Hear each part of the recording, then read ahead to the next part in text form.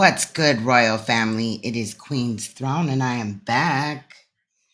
And we got some stuff to talk about, y'all. For real, for real. Let me just move a couple of things over here so I don't knock it all down. All right. So, there's a lot going on.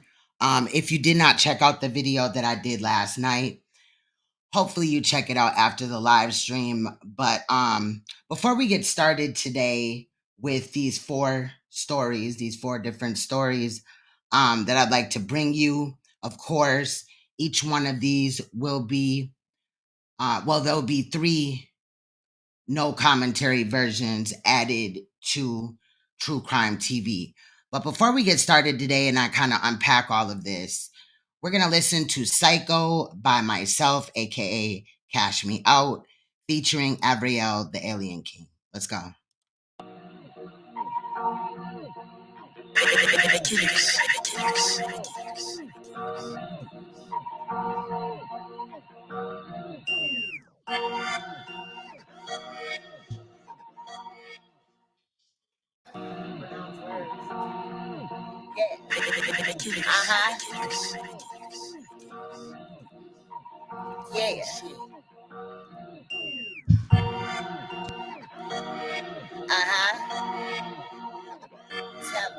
Yeah. Yeah.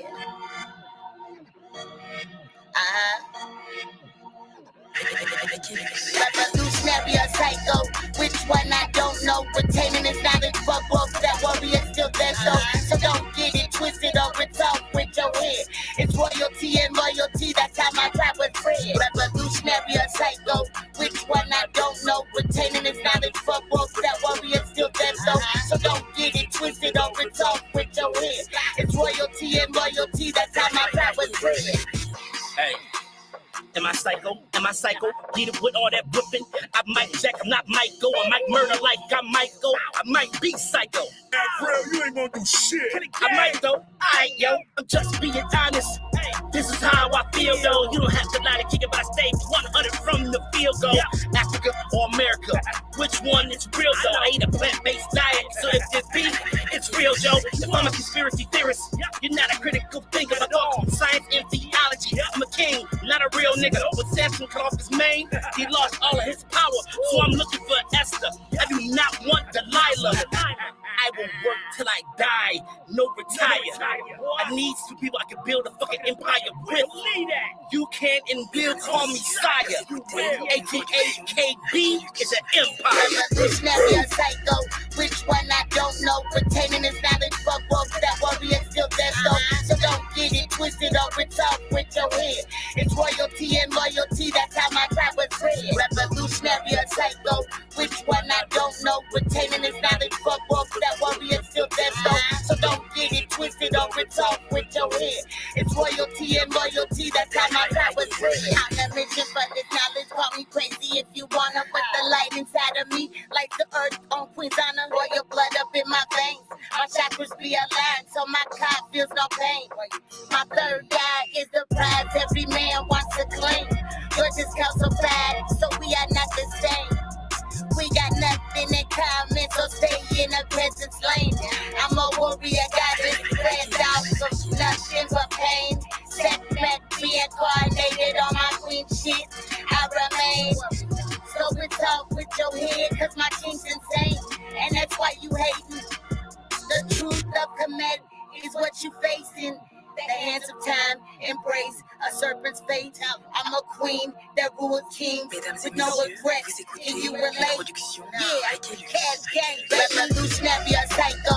Which one I don't know. Retaining his knowledge, fuck off that warrior still there though. So don't get it twisted or resolved with your head. It's royalty and loyalty, that's how my rap was bred. Revolutionary or psycho. Which one I don't know. Retaining his knowledge, fuck off that warrior still there though. So don't get it twisted or resolved with your head. It's royalty and loyalty, that's how my rap was bred. I ain't ready for this knowledge, man. Respect the queen, baby. Cash gang. Cash me out, ever real, baby. All right. So if you didn't know, that was me. I am Cash Me Out, as well as Queen's Throne, as well as True Crime TV.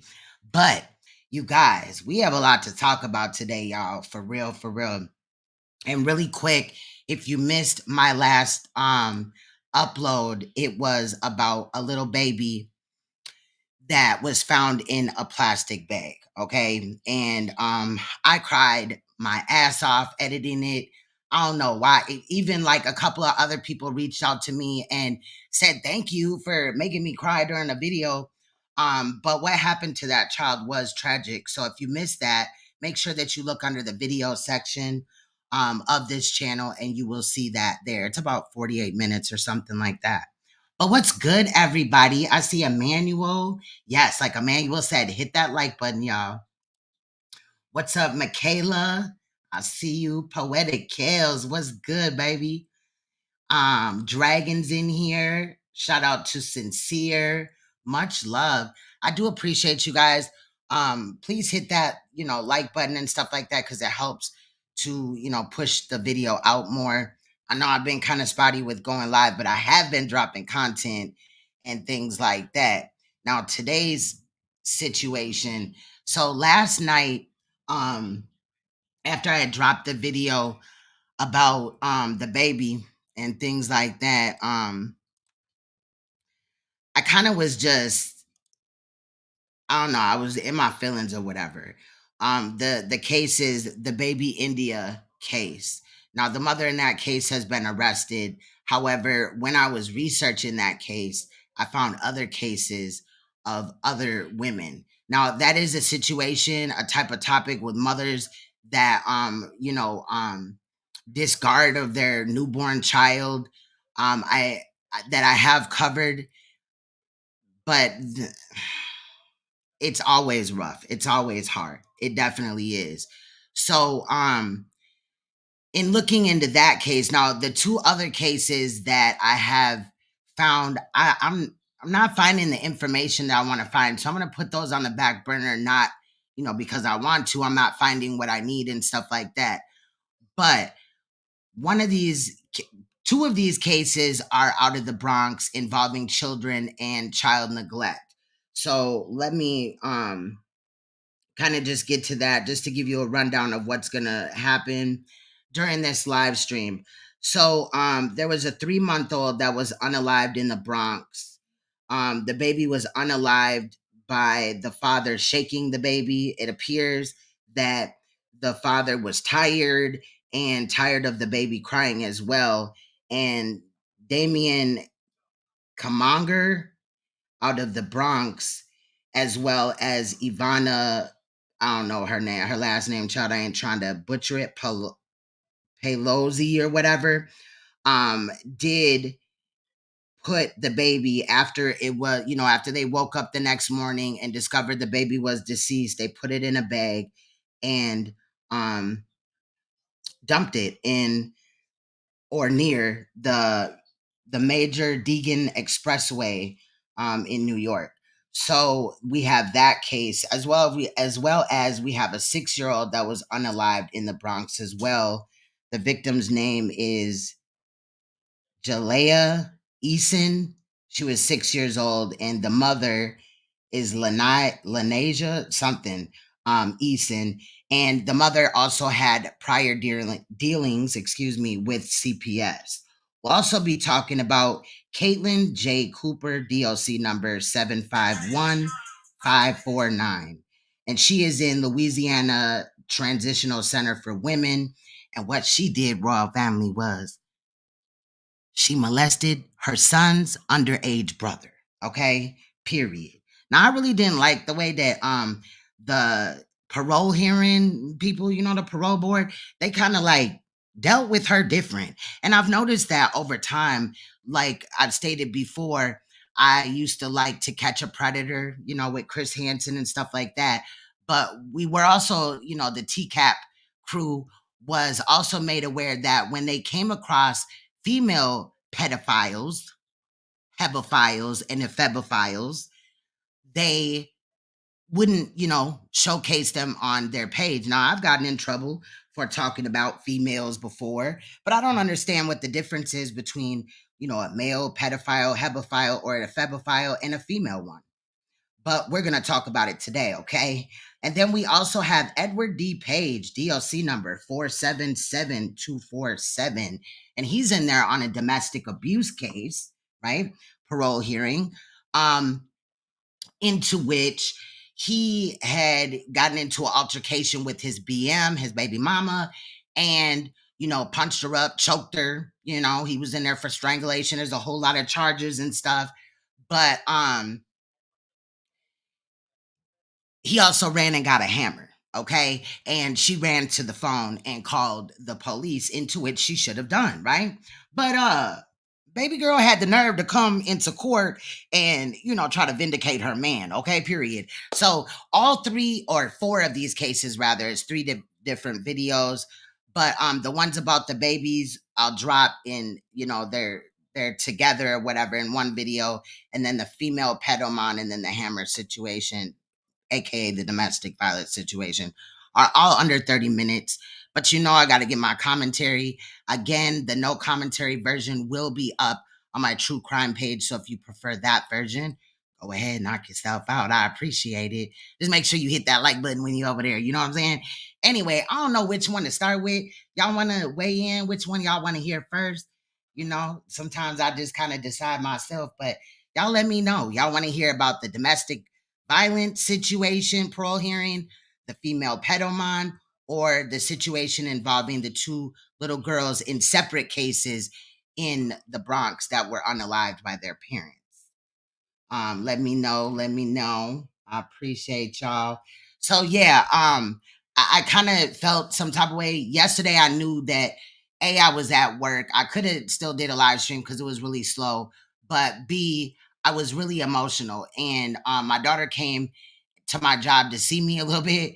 And I was kind of editing the video, and I was crying, and she was like, "What is this?" And I was like, "This is a video that I'm going to do live." And she was like, "Mom, please don't do that live. Like, you can barely hold it together." And I'm glad that she said that because it was really hard. But ain't nobody saying nothing. So I guess the decision is on me. Okay. Well, let's start with the DV situation since nobody is in their opinion or anything like that.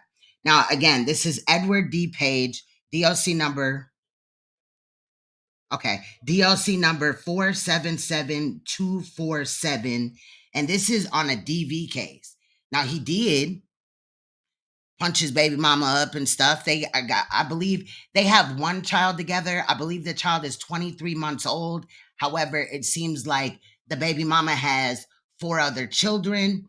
And, there was obviously CPS in those type of situations can get involved. And I just wasn't really impressed with the way that she chose, to protect her children. I have reason to believe that this has happened before. However, you may run into a situation where, you ain't ever seen this person ever, approach you like that, put their hands on you and things like that, right? But the first time that it happens, it's going to happen again. Okay, period. So, she went to his parole hearing and was caping for the nigga. And I didn't appreciate that, okay? So I might drop a little bit of commentary up in here, of course, but this is Edward D. Page's parole hearing. Let's go.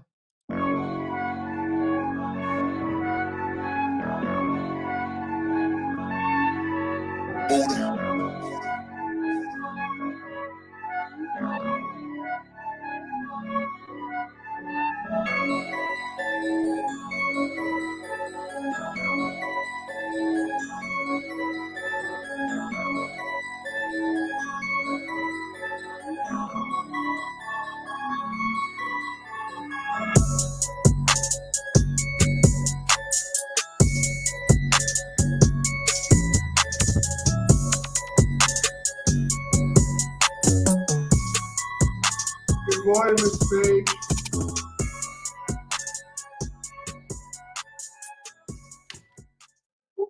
Good morning. Good morning. Well, So, of course, you know that this is the baby mama. I forgot her name, but it was really weird. It was like Swanisha. That was her name, Swanisha. Nisha. So like a swan, Nisha. And then, of course, this is the parolee that is asking to be let out of his violation. And of course, this is the parole board. Is reconvening at 8:39, and the remote location is Riverbend Detention Center. With the staff at Riverbend, introduce yourself. Officer Samiko Martin.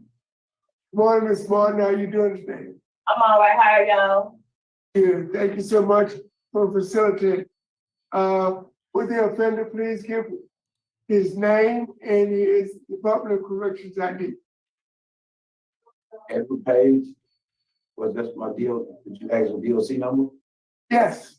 477247. Okay, great. Give me a second, Mr. Page. You're here for a revocation hearing, as you've been accused of violating the conditions of your parole. Do you have an attorney for this hearing? No, sir, I had one, I reached out to him and I couldn't get him back on the phone. Okay. Did you have an attorney at your preliminary hearing? No, sir. Do you want to proceed without an attorney this morning? Yes, sir. Okay. You have a parole questionnaire in front of you? No, sir. Do you have any paperwork in front of you? No, sir. I didn't know I had to bring it. Well, yeah, I do now. Okay. So I did cover it up because I don't know, you know. You see that questionnaire in front of you? Yes, sir. Is all the information on that questionnaire correct? Yes, sir. Okay. Is that your signature dated April 4th, 2023? Yes, sir. Thank you, Ms. Iam. I'm gonna read the violations, and you have the option to plead guilty, guilty with a statement, not guilty, not guilty with a statement. You understand? You understand, Mr. Page? Yes, sir. Good. You have to answer verbally because it's being audio taped, okay? Yes, sir. Mr. Page, the parole board is conducting a revocation hearing because you have been accused of violating the condition of your parole supervision. Condition number 4. Yeah, this parole board, judge, yeah, he's this is Mr. Roche. He is old as hell. They all are though, you know what I mean? Senior citizens, but him, boy, he talks very slow. And I actually forgot to kind of speed up when he was talking because I knew I wanted to get to all 4 cases. So I had a lot of editing to do. So I do apologize about that. On August What's good, preach? 18th, 2022. All information about what we're kind of talking today, just a short, brief explanation is in the description. You engaged in criminal activity which resulted in your arrest by the Calcasieu Parish Sheriff's Office for domestic abuse, battery, child endangerment, and domestic abuse strangulation. On Y'all heard them charges right there, right? January 31st, 2023, the District Attorney's Office submitted a form entitled NOP/NEC for the charges of domestic abuse, battery, strangulation, and domestic abuse, child endangerment. Yep, the strangulation and the child endangerment are very, like, all of them are fucked up charges, but those 2 stuck out. When I heard them, my ears perked up. Eyebrow went up. Report was provided stating that you engaged in criminal activity. According to the offense report, Corporal Brunetti described you punching the alleged victim in the back of the head several times, preventing her from leaving the residence, choking her, you threatened her with a hammer. Reportedly, you did this in front of a child. So he did all that in front of a child, punched her in the back of the head, went for the hammer and all that. Like, why would this nigga right here, who looks to me, I don't know, give or take about 250, maybe, you know what I'm saying, 5'11" type of shit, you know what I'm saying? I mean, he is sitting down, but need to punch on her. And then go get a hammer. You done punched her all in the back of the head at this point. She could have had a concussion. There's a child there. Now, what if he would have got the hammer and beat her all upside the head like that and killed her? Then what would he would have done to the children? These charges were now processed in docket number, calculation number 11306-22 on January 31st, 2023. How do you plead? Not guilty. Not guilty with a statement? Yes, sir. One second, Mr.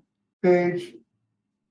So right there, he just pled not guilty to all of this, but low key, he's gonna admit that all of this basically happened. What's good, Sharita?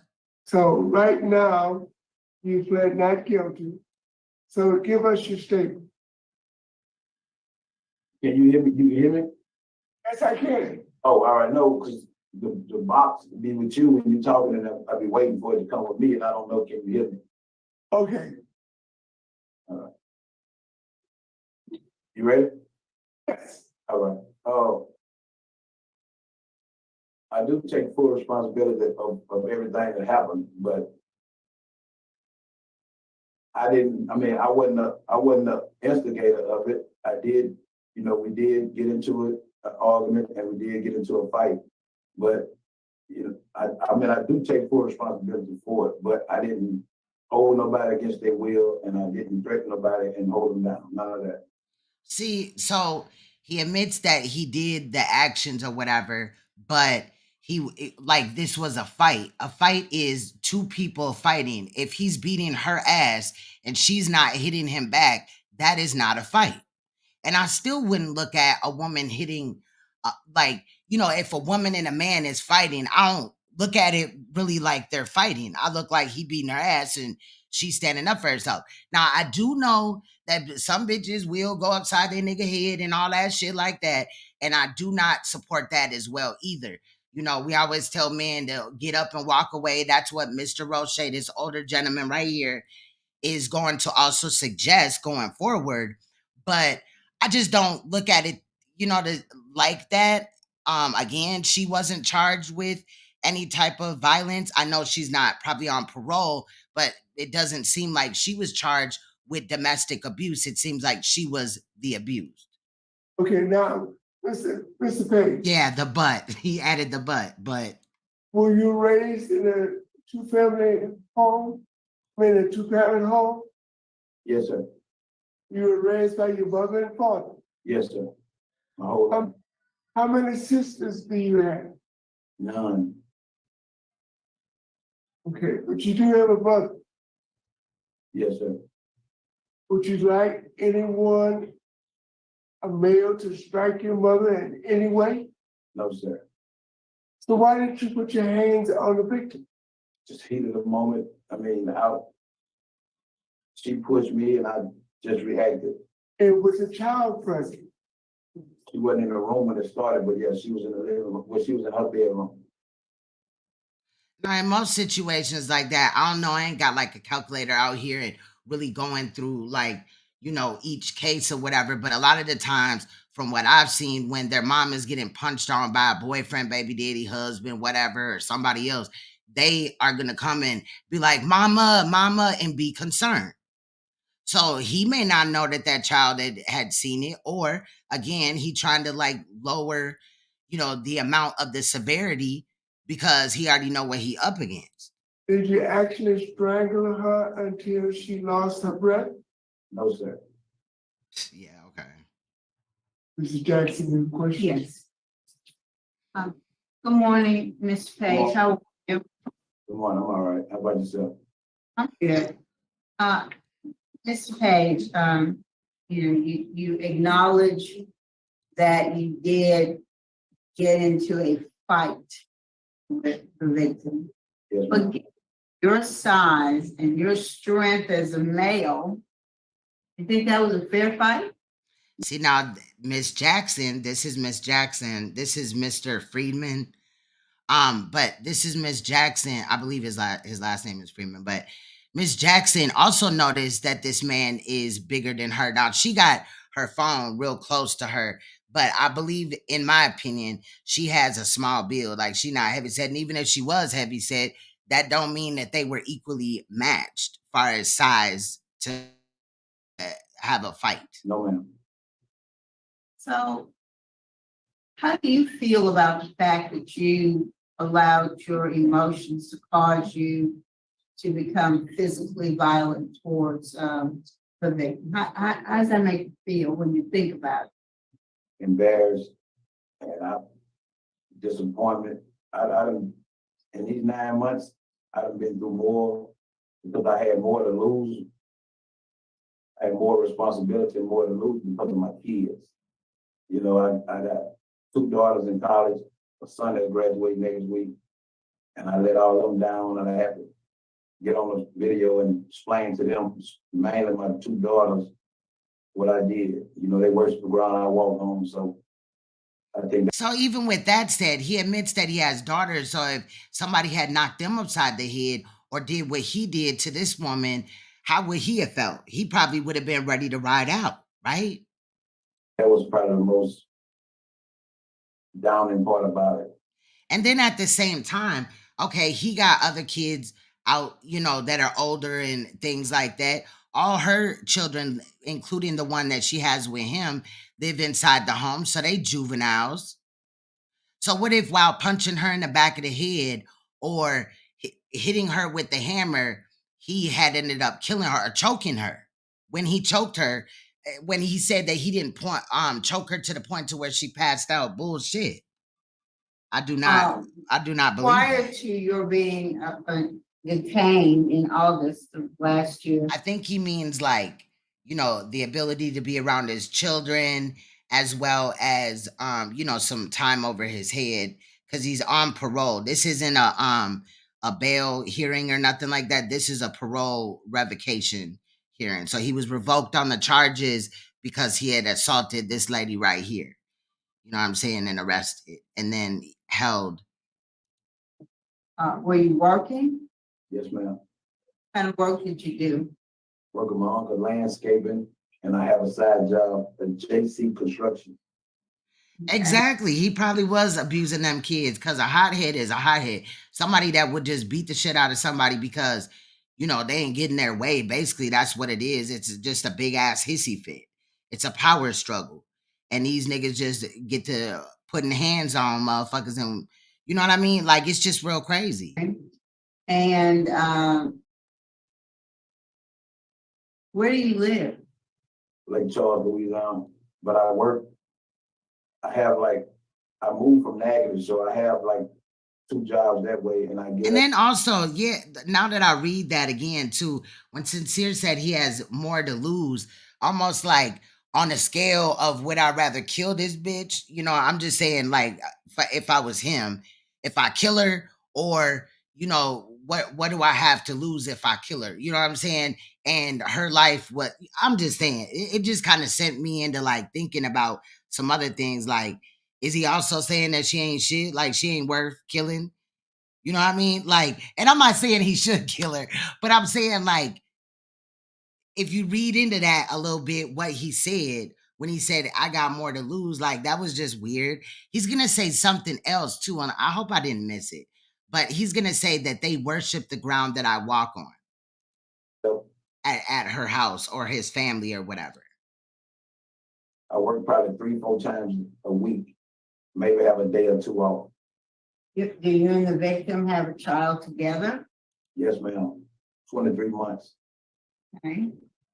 And where does she live? The mother of the child, where does she live? We stay together in Lake Charles. Well, you were staying together in Lake Charles. No, ma'am, we still together. Well, you're in jail, so. Well, I mean, she still staying in Lake Charles, yes, ma'am. And then the fact that I wonder like how that worked, because at some point in time that day or night when he did all this and went for the hammer, strangled her, punched her in the back of the head, all this and that, she decided that she was in fear so much that she would call the police, which she should have done. But now she's sitting here caping for this nigga at, his revocation hearing. Like her life just wasn't on the line just a minute ago. So I guess I kind of wonder like what type of manipulation was he calling her from jail? You know what I mean? Like how did she just come to that like fuck it, I'm still gonna ride with you, and hope that you don't beat me no more? I think that's a good idea, given the dynamics of your relationship, Well, that we stay together. that you live in the same household. You can be with somebody and not live in the same household. Oh, yeah, but after all this happened, we both went to counseling. Exactly, Sincere. We both went to therapy, but When did y'all both go to counseling and therapy? this happened in May, and I didn't get arrested till August. So out of them 3 months, I went to maybe 3-4 counseling sessions. Where? Whoop-de-doo. He went to 3 or 4 counseling sessions with the victim. And obviously you learned nothing because y'all started them in May. In August, this was last August when he caught the charge or something like that. And then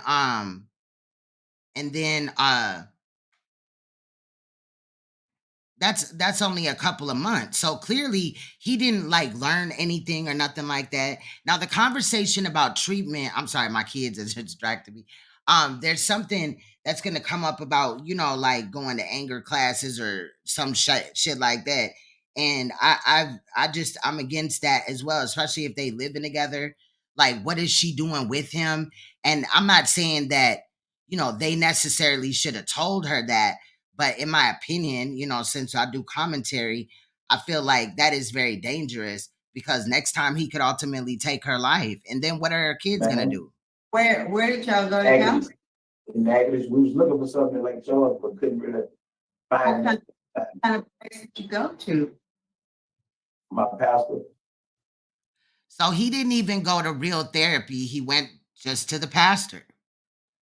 And in some aspects, modern day church would lead you to believe that these pastors are like counselors. They can marry people. They a lot of the professional pastors, they do some type of marriage counseling, or relationship counseling, especially before a couple is going to get married and things like that. I've heard of that before. But this pastor, it just, when I heard that he had said, he got the counseling from his pastor, it feels like going back to when he said that they had gotten therapy or they were in therapy. It seemed like he just blurted that out and knows that he's in good with the pastor. So the pastor might lie to him.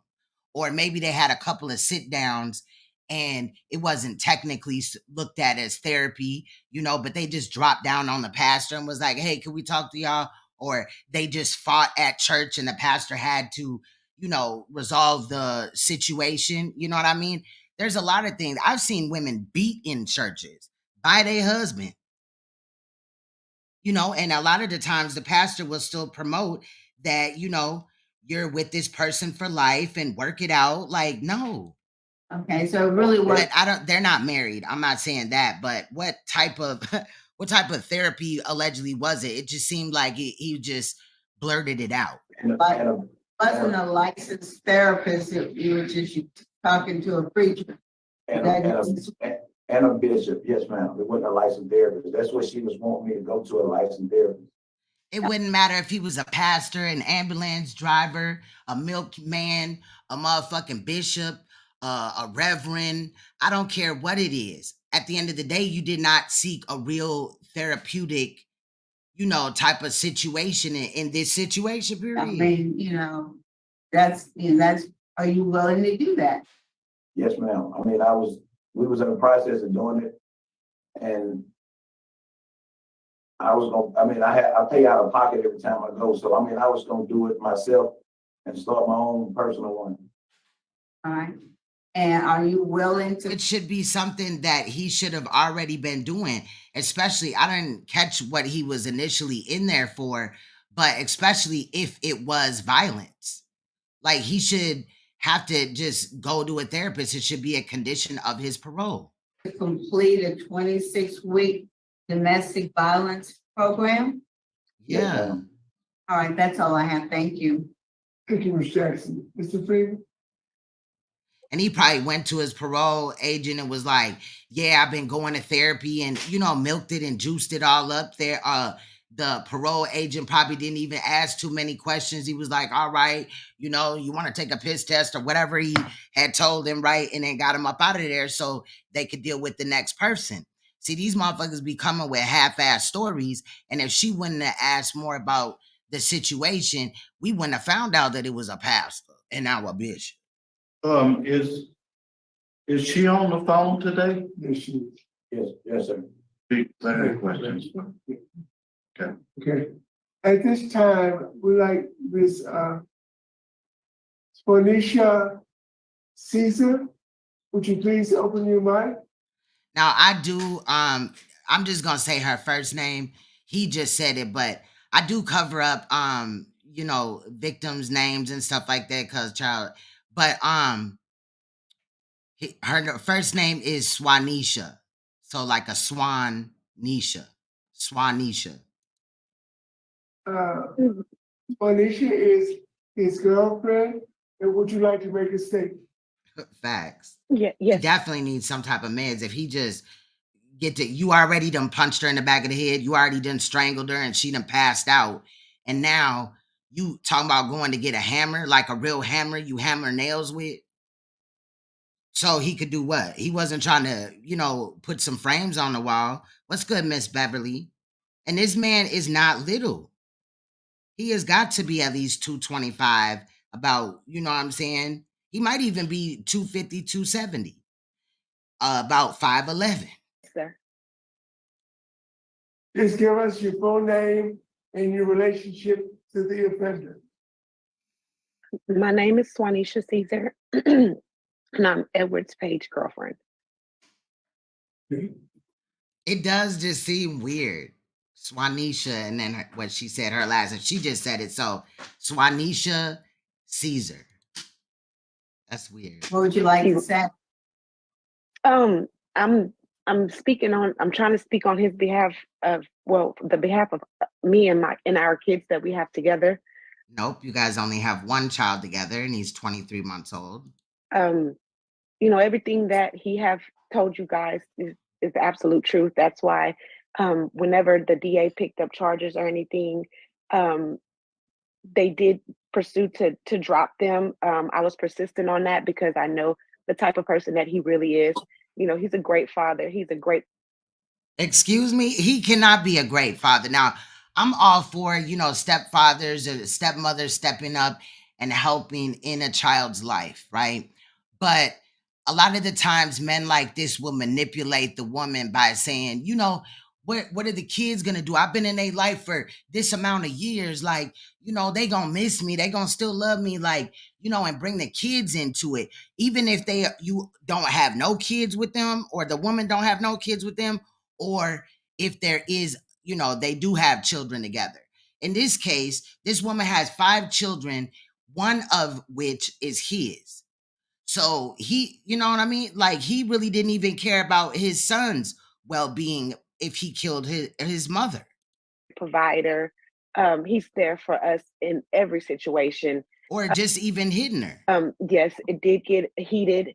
And yes, was the instigator. My emotions actually was the one that was more high on that day. It was more of a reaction to to me and me being on a emotional roller coaster that day. Not saying that What's good, Leak You? What is good?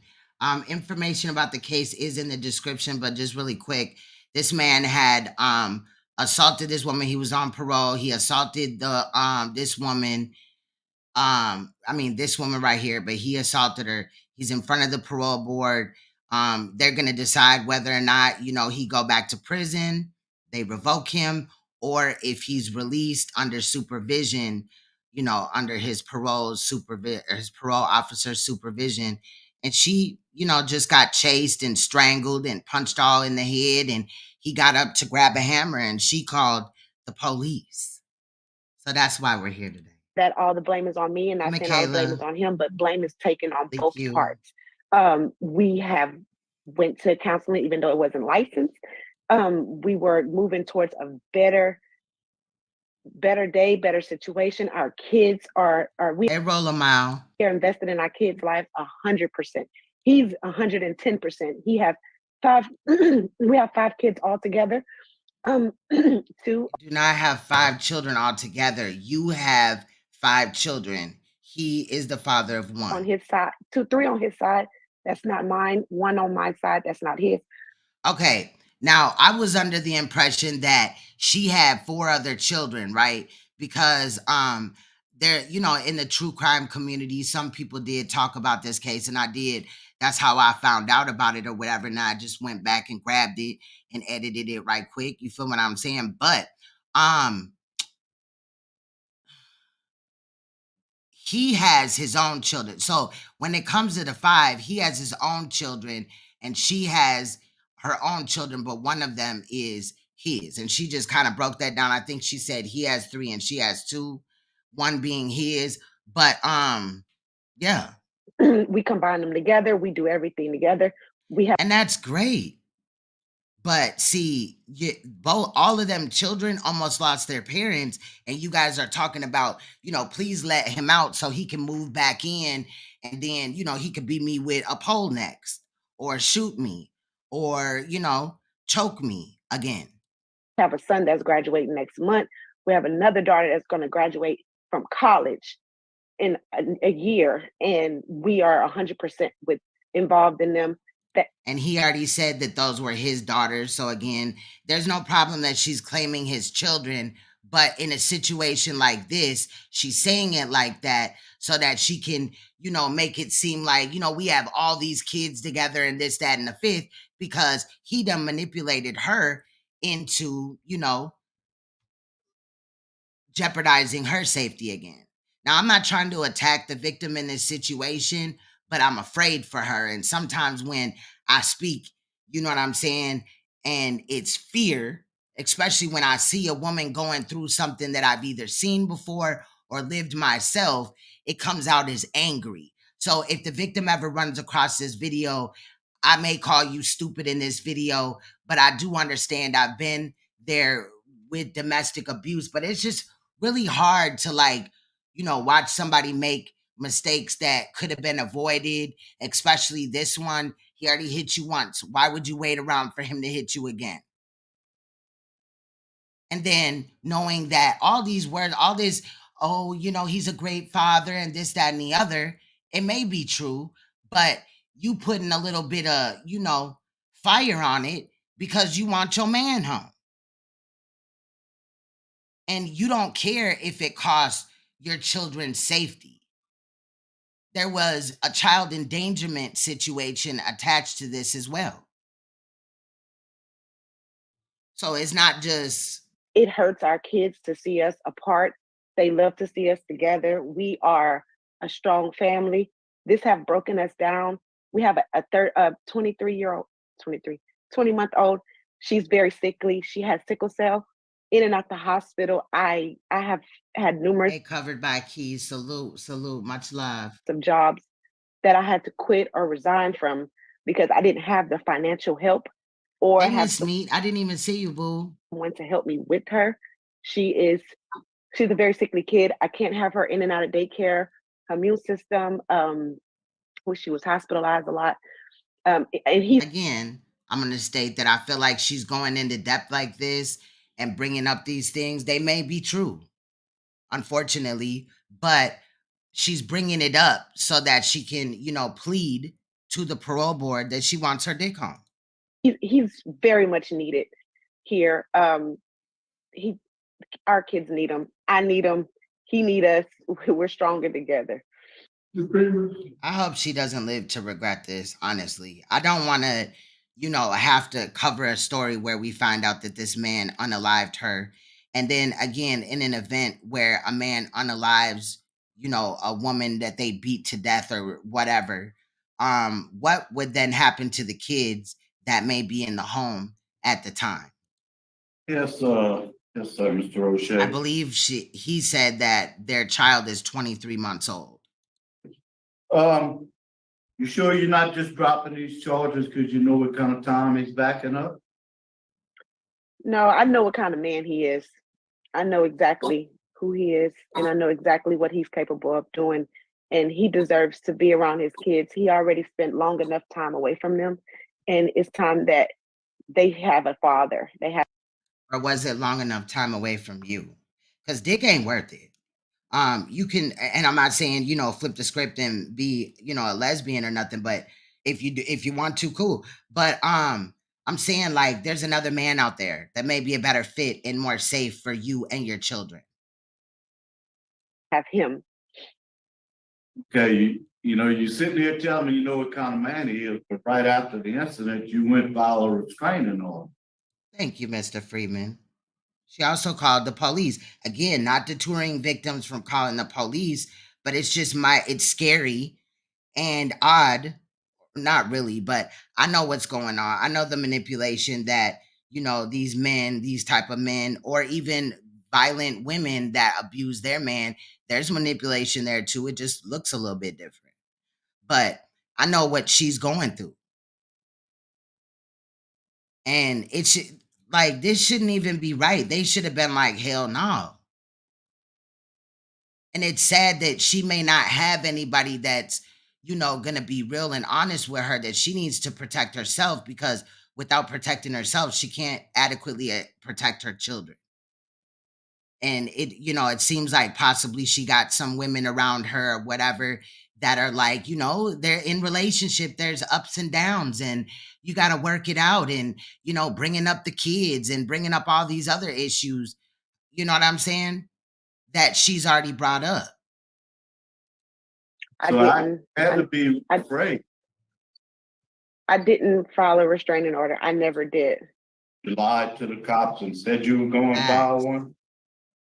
No, I actually talked to someone down at the sheriff's department, and we had a long talk on the phone. I love the parole boards. I do miss me.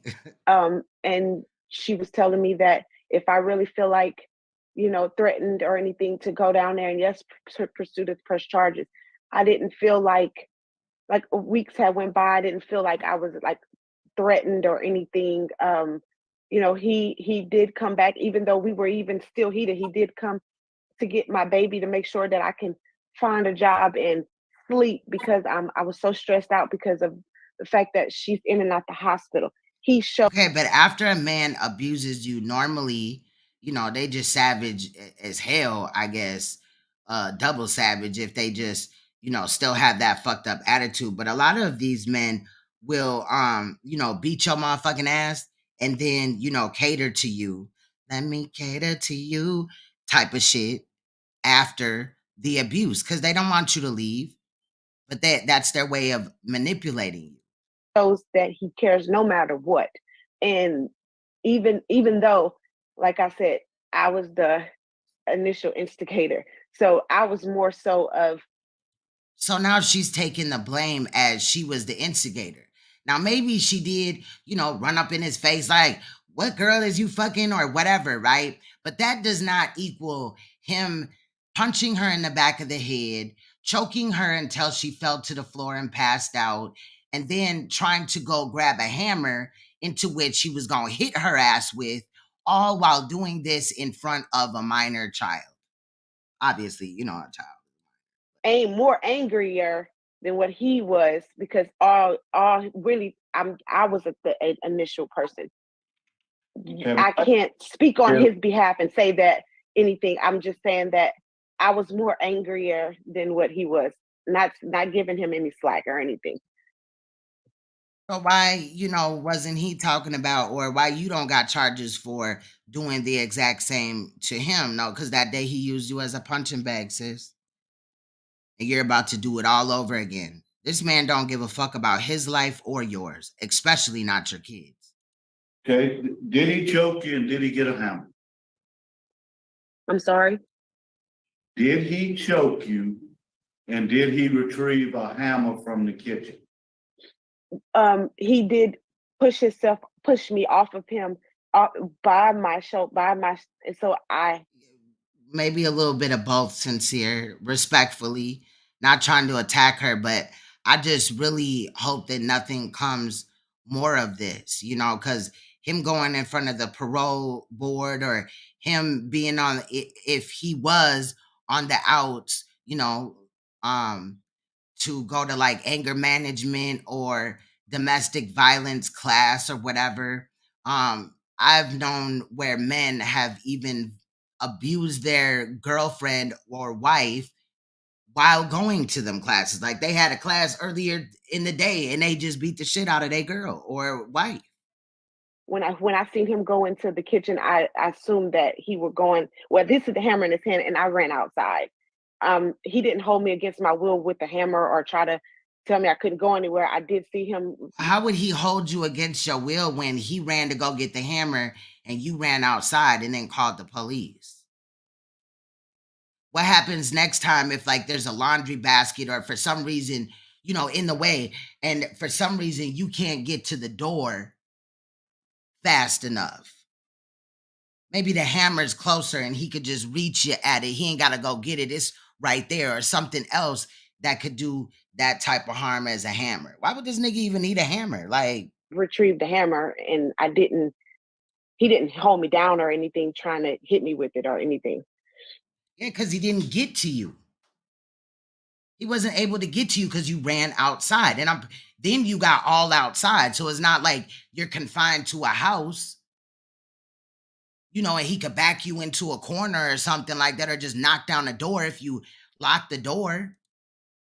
Okay, no further questions. Thank you, Mr. Strickland. Thank you, Ms. Caesar. You're welcome.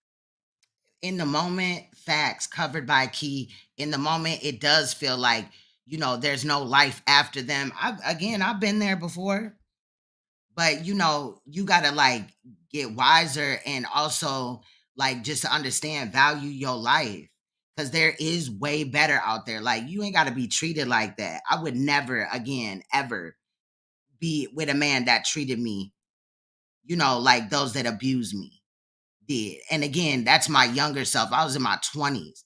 I don't know how old this girl is or whatever, but yeah. Mr. Page? Yes, sir. First, give us a brief closing Okay, Miss Meat, that's what's up. Much love, sis. statement. Me? What's good, Belle? Yes. We're looking at a DV situation. This man had punched her, choked her out, tried to hit her with a hammer. He's in front of the parole board because of that. He also did all those things in front of a child. This is his girlfriend, the one and baby mother. They have one child together. This is the one that he had also attacked as well. So yeah, just to give you a rundown, this is the first case. I have 4 today.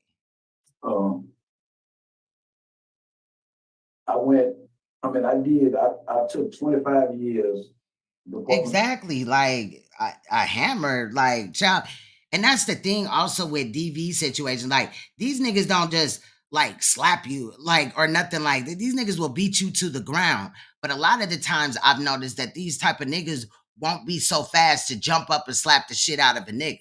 They ain't gonna run in the house and go get a hammer, or choke a nigga out, punch him in the back of the head. I'm not saying that people should do that, but it's just the lack of doing the same thing to a man that they do to a woman if the, situation arises. A lot of the times you'll see them in hostile situations talking to another man, man to man, or it might get a little hostile, but ain't no hands thrown. But with a woman, oh, he want to beat her like she a nigga in the club, like she stole some keys from him or whatever. You know what I'm saying? Like something serious. The correction in 2009. Well, I got arrested in 2009 and I took my time in 2011. Since then, I haven't been in trouble until this arrest. I went 4 years on parole, no dirty urine, never missed a visit, never missed a payment. I maintained the job. I was able to send 2 kids to college and help 1 kid get to senior in high school. I feel you covered by kids. I mean, I did everything I could possibly do, Mr. Roche. Everything I could possibly do right. I mean, now I think I missed it, but at some point in time, this man said that his family worships the ground that he walks on. That, even though I may have missed it, was also because I did this in one of my last streams, child. I had missed when they had said something or whatever. But that right there kind of just told me what it was already. Like, he's abusive. He's looked at in the household as a king, which ain't a bad thing, but he takes it to another level by, demanding the respect and stuff as which a king would, get or whatever by putting his hands on people in the house. I also do feel like he did abuse children that, they claim to share together, even though they only have one in common. Stuff happens, people get in trouble, but throughout it all, I let my kids down. So, I mean, whatever happened today, I'm gonna just pick up the pieces either way and try to put it back together. This page, an old man is going to give you some advice. All of us are human beings. It's going to be a stressful situation. And the next stressful situation will happen. Next time you get your keys, walk out the door, take a ride, and come back in 2 or 3 hours. Yes, sir. Yes, sir. And I'm almost sure that you're going to get some domestic abuse treatment, but So he said, I'm pretty sure you're going to get some domestic abuse treatment. that's something that I've used over the years. It gets that part, grab your keys, get in your car, and take a ride. Yes, sir. It's a panel ready to vote. Ms. Jackson, I'm going to ask you to vote first, please. All right. Ms. Page, I think you can benefit from the domestic violence program. It's a 26-week program. And I would be comfortable with you doing it on the outside so that you can resume working and helping out with your child with sickle cell disease. And you all will be living in Lake Charles. Yes, ma'am. Who, do you have any family in Lake Charles? Yes, ma'am. I have my aunt and daughter, and I have a friend of the family that stay in Lake Charles. Facts. They do emotionally abuse you. My preference would be for you not to move back in other ways, yeah, manipulate emotional abuse. with the seizure until you completed the domestic violence program, if that's possible. Is there anybody who you know for certain would allow you to stay with them until you get that program completed? Yes, ma'am. Now, the domestic violence program, just like the sex offender programs that they offer in all states, fails tremendously. A lot of the times people will, be already that and then go back to doing that, either touching children or raping, and also domestic violence, reoffending again and again throughout different relationships and things like that. It doesn't work. Man, my cousin would. My vote would be to do not revoke, continue you on supervision as a special condition that you enroll in and complete a 26-week domestic violence program. So a domestic violence program for 26 weeks. And that you are not to reside with the victim until you completed that program. And then they can't live together until the program is completed. But a man can easily, they can get into an argument if they around each other when, or times when he's not at those classes or, at where he's supposed to live at. And who knows, he'll probably start sneaking over, spending the night at her house again and things like that. Or also they could just get into it during the daytime, when it's not nighttime or whatever. Or without him not residing there. Like, how is that protecting her life? That doesn't mean that you can't have contact with her. That doesn't mean you can't interact with child. Yeah, they're very helpful to women. I'm talking about the classes that the prisons offer, to abusers. A lot of the times it's more deep than that, than just sitting down and talking and all this and that. I mean, even people that are in therapy or in those classes, they still reoffend, So you all are not to live under the same roof. But for a woman, yes, I think that it does help. I don't know what they may need to offer or how, it is hard. So when I say that, I'm not offering a solution. I'm not trying to be a know-it-all, but I know that those two programs don't work. But on the men's side or the abuser side, because if she was the abuser and he was the victim, she may go to DV class and it's not going to work either. It's the program, it's the format. But on as far as the victim side of domestic abuse counseling or help support groups, things like that, I think those do work. They definitely do. Until you completed that 26-week program, I think you'll be equipped after that to have a healthier relationship. So where would I parole out to? To what address? Facts, Bill. Whoever's going to let you live there. I mean, I see what you're saying. You can parole out to the address that you and Ms. Caesar will be living at, but in the meantime, you are not to reside there until you've completed the 26-week program. And since the condition will be that you not reside with her until completion of that program, I don't think that would be a problem for the parole officer, Mr. Freeman. No, not. Now, what is this gonna do?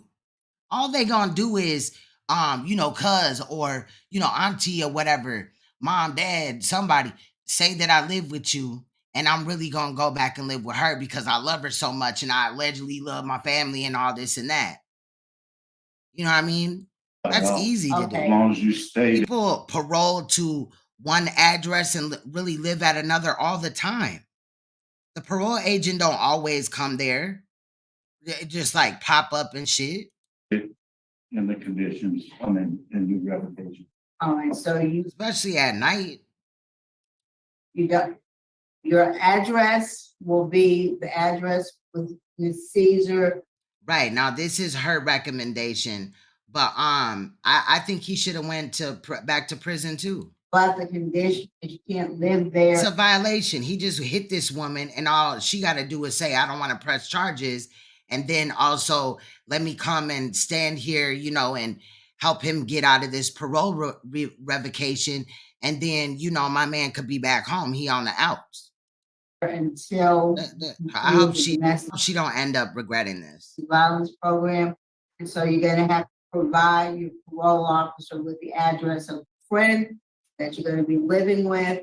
And then once you get that certificate, that you completed that program, then you can reside at the address with Ms. Caesar, Facts covered by Yes, Key. ma'am. right? Mr. Freeman, I found that he did commit domestic abuse battery and I vote to revoke. you have received So he has one vote for yes and one for no. one vote, do not revoke, and a condition that you complete the 26-week domestic abuse violence program. And one vote to revoke your supervision. Mr. Page, you had a good interview. I believe everything that you said.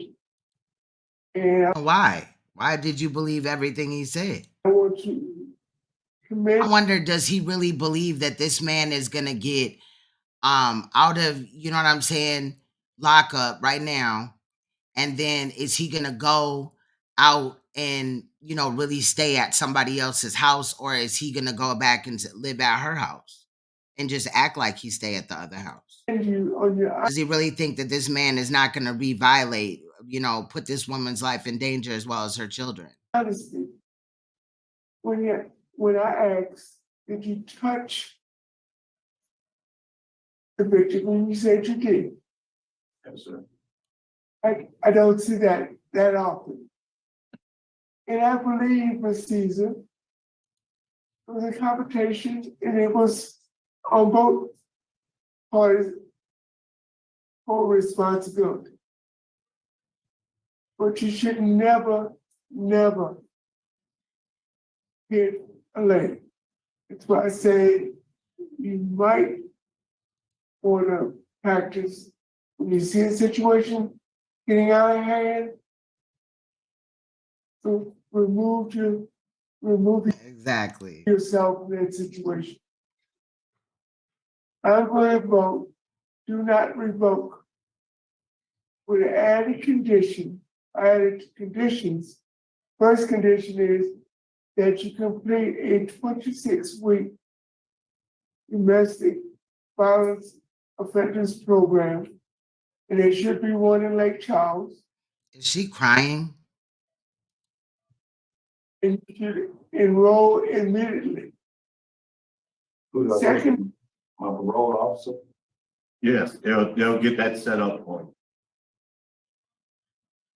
after you complete that program, or before you complete that program, the second condition is that you are not to have a residency with Ms. Caesar until you complete that program. That doesn't mean that you can't go to the house. It doesn't mean that you can't have contact, but you cannot domicile, live and sleep on a permanent basis at that residence until you complete the program. Yes, sir. You understand those conditions? Yes, sir. The decision of the council this morning is to do not revoke and complete a 26-week domestic abuse violence program and not domicile in a residence with Ms. Caesar until you complete that program. You have a good day. Okay, so y'all know that video without me running my mouth will be on Queenstone, or not Queenstone TV, True Crime TV. But in that situation, they didn't even recommend that he gets therapy. You know, there's ways around things, and he can sign up for medical assistance if he don't got monies like that or whatever. But I think that what they did was dangerous. I think they should have went with Mr. Freeman's idea, that they send him back to prison because he did violate his parole, put a woman's life in danger by actually strangling her until she passed out, as well as doing it in front of a child, punching her in the back of the head, and then going to get a hammer. And a good thing that he didn't actually hit her with that hammer, but he attempted to. That's what he was going to do. So most of the times, I feel like if they did it once, they will do it again. And ultimately that is normally what happens. So I'm concerned about her safety. You know what I mean? What if maybe he gets successfully out for parole and then later on down the line he ends up taking her life? You know, again, what is going to happen to the child if he kills her and the child is there or coming home from school or whatever? You know, what is he going to do to the child? And then, you know, it's just a lot. Okay. And I think that she needs to really look within, because if he did all that already, what's good, Brandy? If he did all that already, he's probably going to do it again. This definitely is not going to be the last time. And it's not like he just punched you up a little bit, not saying that that would have been cool, but he went the lengths of strangling you until you passed out, ma'am, and then you hit the floor. And then, you know, he already had punched you in the back of the head. You could have had a concussion. I mean, people get punched and they may go to sleep and die, you know? So I just ultimately feel like he should have been violated right there. And, you know, he just tried them and they let him off pretty lightweight compared to, you know, they didn't ask for him to go to therapy. The domestic violence program is a 26-week program, but I've seen men that are in those programs and still live or, you know, have the same type of agreement, that, you know, where they're not supposed to live with the victim or sometimes not even see the victim. But oftentimes people that are abused and they have a restraining order out on somebody, they may violate, you know, they may allow the abuser to violate that restraining order. You know, they get lonely and bored or whatever. But sister, if you hear this ever, I hope that you know, really think about your child, your life, value your life going forward, and get out of that situation. There's a better man or whatever out there for you, and you don't have to be treated like that. But the thing is that the manipulation of an abuser like that, I mean, there's several ways to abuse, but the physical is a lot too, you know, at the end of the day. So that was that situation. Now we have Caitlin J. Cooper, DOC number 751549. And she's in prison, royal family, in the Louisiana Transition Center for Women for molesting her husband's underage brother. Now, I was very disappointed in this one as well, because the parole board did not, you know, really chop down on her like I've seen them do with other predators, that, you know, if a man violates a little girl, you know, or a boy or whatever, if he's a predator, I've seen them, you know, get more lethal or be less lenient, you know, as far as their actions. I'm saying, like, not literally hurting the person, but, you know, coming down really hard on the person for their actions, into which they should, right? But when it comes to women, that's the thing. I think in society, people don't like that women are predators, and they shouldn't be, but they are. And the more that we avoid them, is the more that, you know, we allow it to happen. I just last week in one of my recorded videos, wait, did I go live with it? No, I think I dropped it. So it's in the video section. Um Covered like several sexual abuse and things like that. And it was just really bad. There was predators in there that were women, teachers, all type of, you know, obviously female teachers. I mean, whatever aspect that, you know, they worked in, they chose to violate the child while at their job or whatever. And it wasn't all women, but there was women in there. And I've covered women before. I guess, you know, people don't like when I do it, because then they try to come and strike the video down and stuff like that. But avoiding it or trying to get rid of the truth is not gonna really get us anywhere at the end of the day. And it also makes me just feel like, who is out here trying to, you know, protect pedophiles to the point? I mean, I've had several videos struck down for going after these pedophiles, and I'm not threatening them or nothing like that. Just do a video, drop the information. It's public, right? But I've had people like flag down those videos and stuff like that. So we do have amongst us, especially on YouTube as well, pedophile enablers. And that is scary. You know what I mean? It really is. But with no further ado, we're going to get to Caitlin J. Cooper, DOC number 751549. And again, she had molested her husband's underage brother. And regardless, if he's not of legal age in that state or whatever, then it is still molestation. This woman is not like no spring chicken where it's kind of close, like he's 17 and she's 19. No. And there's talk of the victim allegedly saying in the reports, nobody spoke at this hearing. I think her grandma did and a friend or whatever, but not a victim, I mean. But there's talks in the reports that the victim, who is a male, said that she drugged him up and raped him. So just to let you guys know that, again, this video will also be added to True Crime TV. I will start dropping these tomorrow. So, you know, whichever one I drop first or whatever, I'm not going to drop them out at the same time. It ain't, YouTube don't like that or something. I don't know. Anyway, so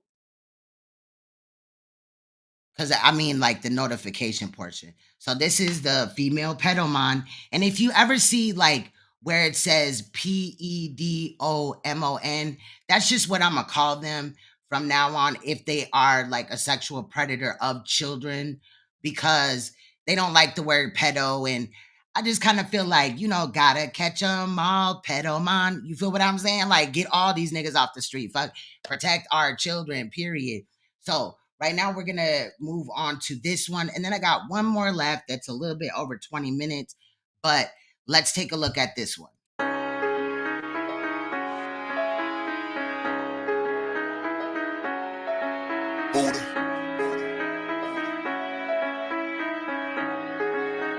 Oh, yeah. And her husband are still together, allegedly.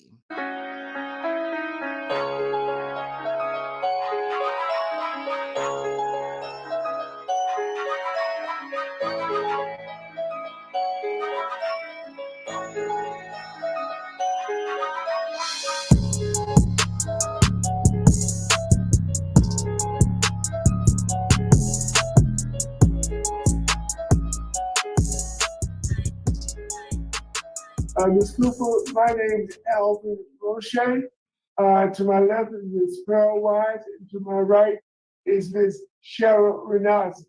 So obviously, abuser, parole board. Composure penalty. I like her. Miss Jackson is, you know, it's either hit or miss with her, but you know, her right here, she be going in.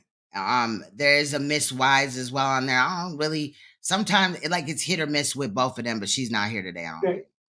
Let me explain the process to you. Hey, stay woke. I will release information into the record. Once that information is record, we'll conduct a parole interview with you. At the appropriate time, we'll give the staff at Louisiana Transition Center for Women a chance to make a remark. We also have Ms. Juanice Johnson, your grandmother, who'd like to make a statement. Regina Rowe, with Juanita, your mother, and she will not be speaking. Colby Ward, a friend, will be speaking. And Patty Battlefield, your grandmother, would also like to make a statement. After those statements, you will be given a chance to make a brief closing statement on why you should be released early. You understand the process? Yes, sir. Miss, 1 second, let me pull up your case. Miss Cooper, you are a second felony offender. Your charges are cause of knowledge of a juvenile and duty of the offender to report. And that charge is failure to report as a sex offender. No, and I forgot, I left out that she failed to register as a sex offender, I believe, twice. And the cardinal knowledge is the molestation itself of her husband's younger brother.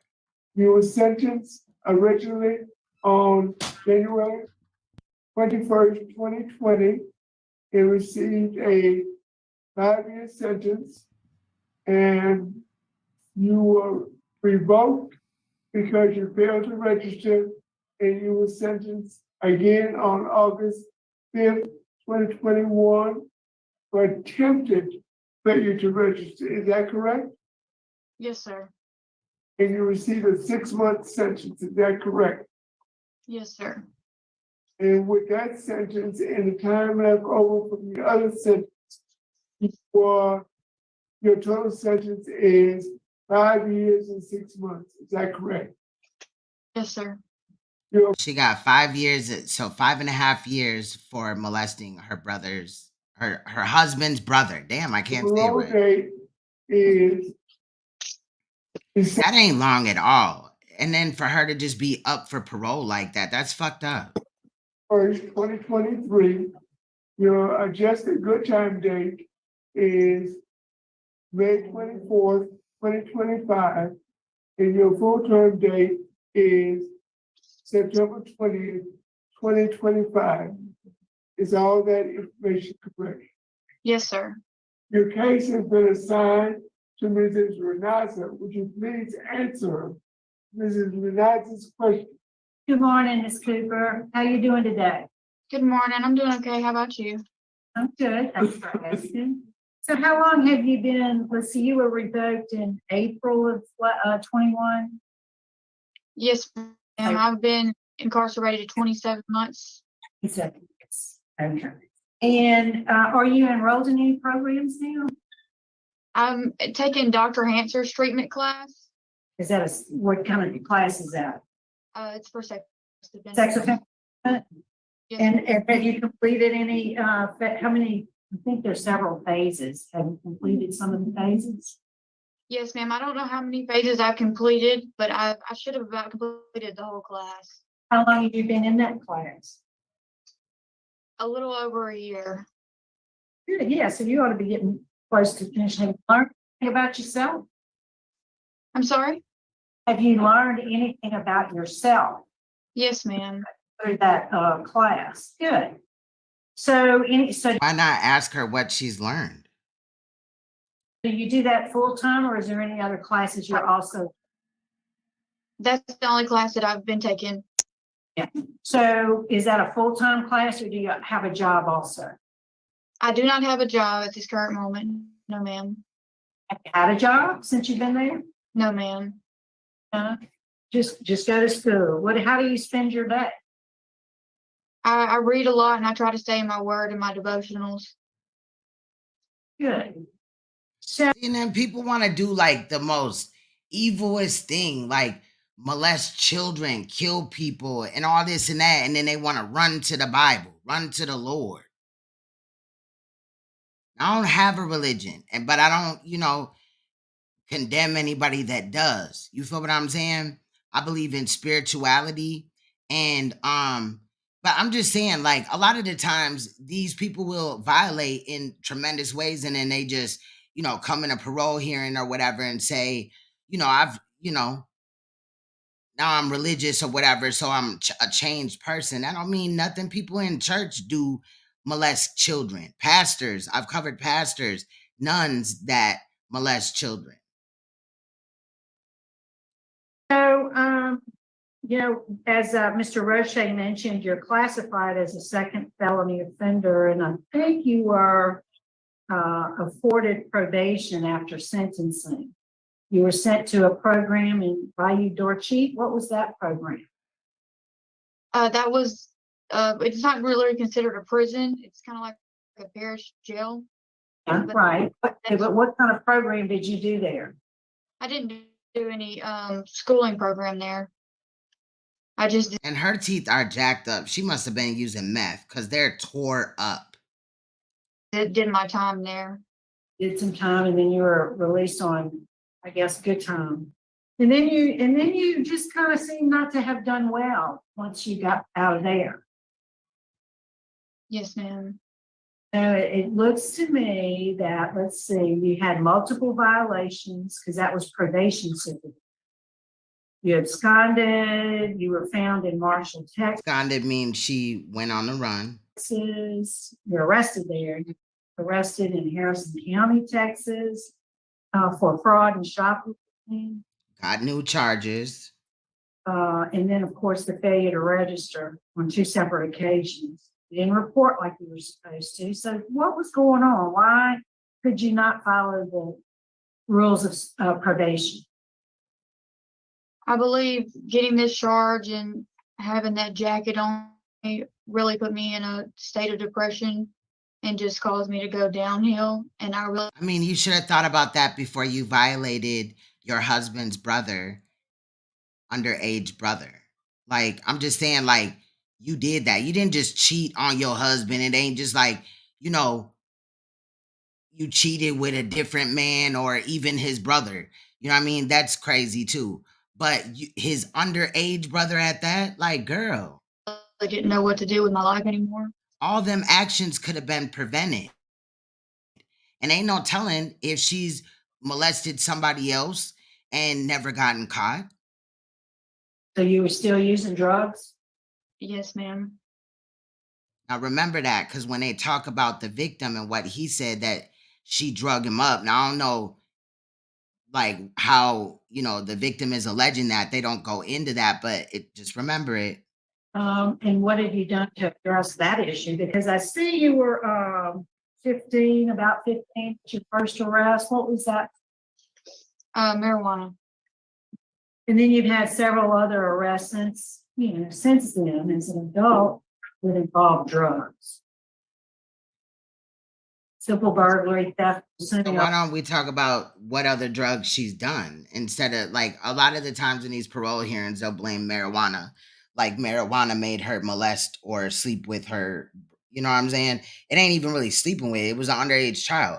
Whether he was 17 or not, we don't know the age of the victim, and he doesn't speak in here.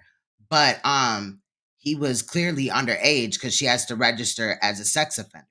All that was drug related as well. Yes, ma'am. So what have you done to address that problem? Well, I'm currently been talking to somebody that runs a sober living house, and I'm trying to get into a sober living house whenever I get out and work the steps and do a program. That way I can regain my life and stay sober and stay on the right track instead of trying to do it all by myself. Now, that would kind of have you feeling like, okay, maybe she does want to get her life together. But I think the reason why she wants to do sober living is because her husband, so the victim of her, you know what I'm saying? So her husband, period, the one that she abused his brother, is in sober living as well. And she gonna claim they're still together. So have you asked there at LTCW about a substance abuse program? Have you asked? I have wrote for classes, but the responses that I've got said that I would be put into classes as needed within my year of release. Okay. Well, I'm glad at least you get to take advantage of Dr. Hanser's class. So let's talk about why you're here in the first place. My notes say that the carnal knowledge charge was because you were involved in a sexual relationship with your husband's brother. He was underage. Yes, ma'am. And the claim that I see in the record, in the documents I have, he claims he was raped by you, that you drugged him. Is that true? Imagine that. No, ma'am. Now she says no, but obviously drugs are an issue to her. But I don't care what nobody say. There ain't a drug in this world that would make you just molest somebody. You're like that in your brain. You think like that. That's how you're wired. So what happened? He's always had a thing for me and been in love with me whenever he was younger. Let's place it on the victim now. She says that he's always been in love with me. I thought that just went away. And we was close as he got older, but I thought, we just had that kind of relationship because, we'd been a part of each other's lives for a long time. And he ended up coming on to me one night, and I should have stopped it, should have did more than what I did, and I didn't. Girl, what? It happened more than once. Yes, ma'am. So the fact that it happened more than once would lead you to believe that, first of all, nobody molests a child by mistake. That's not a mistake. You meant to do that.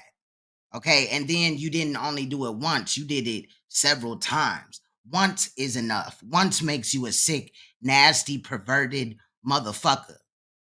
And although you don't want to register as a sex offender, you are that. You made that choice to do that. So what have you learned about you in that regard in Dr. Hanser's class?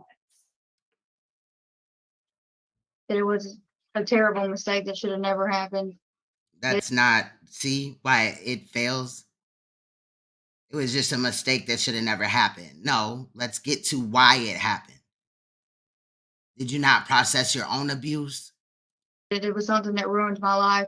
And it's not only I'm paying for it now, it's something that's going to follow me for the rest of my life.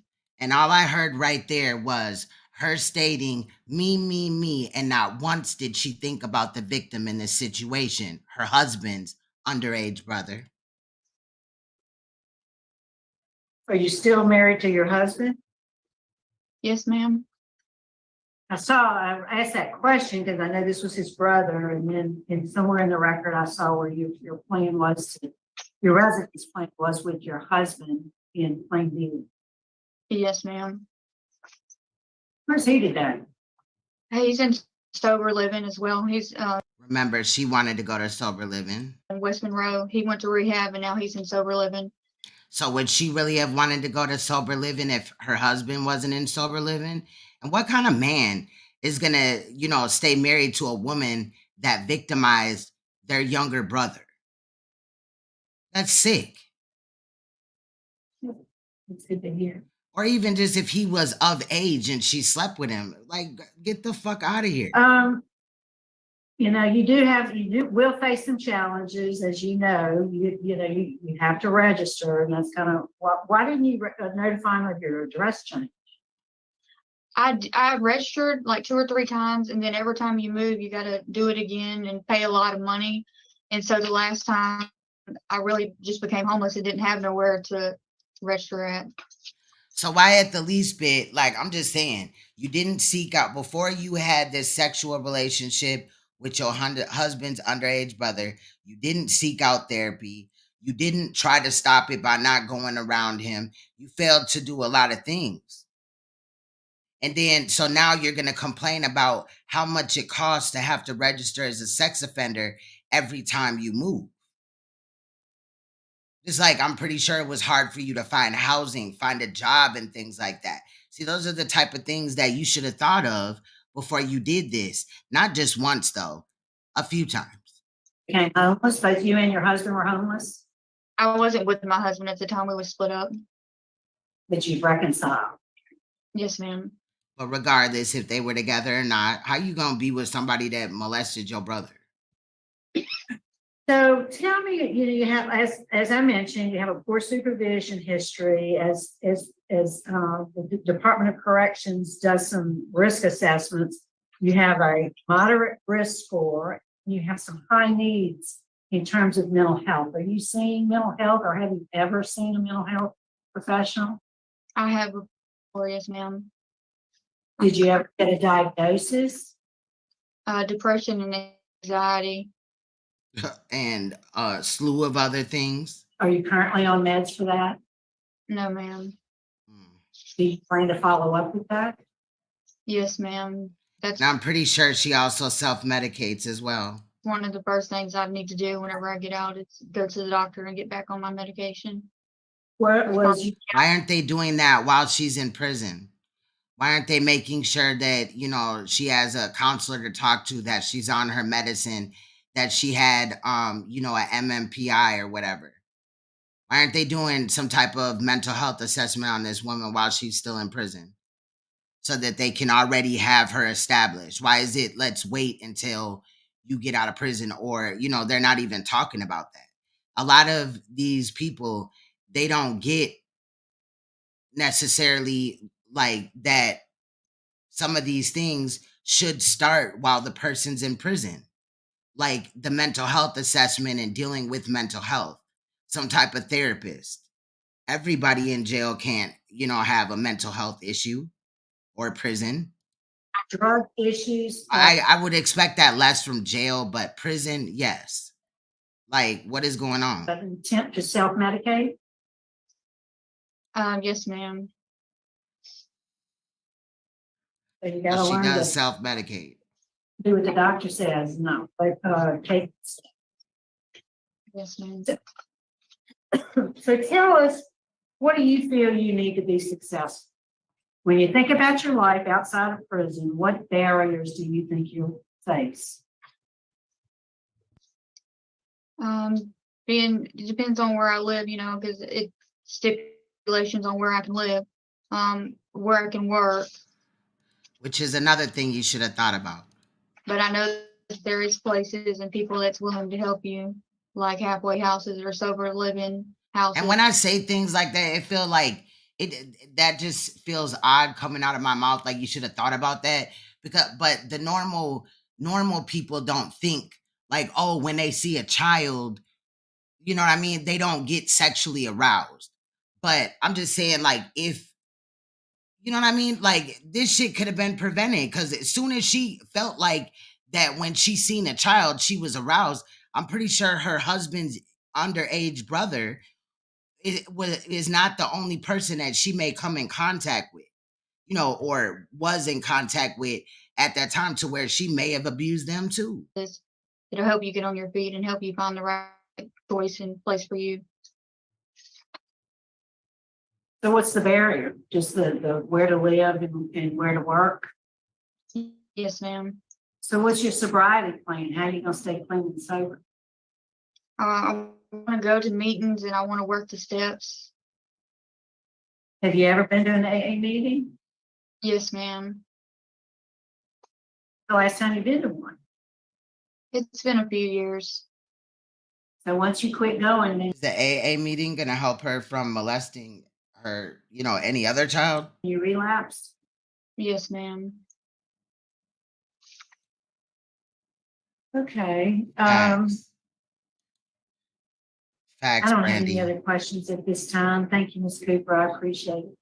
Thank you. What? Good morning, Ms. Cooper. Good morning.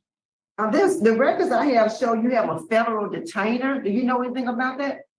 No, ma'am. I shouldn't have any detainers as I don't have any pending or new charges. I feel like that was just a mistake. I've been trying to get it taken care of and figure out what it is that's showing up.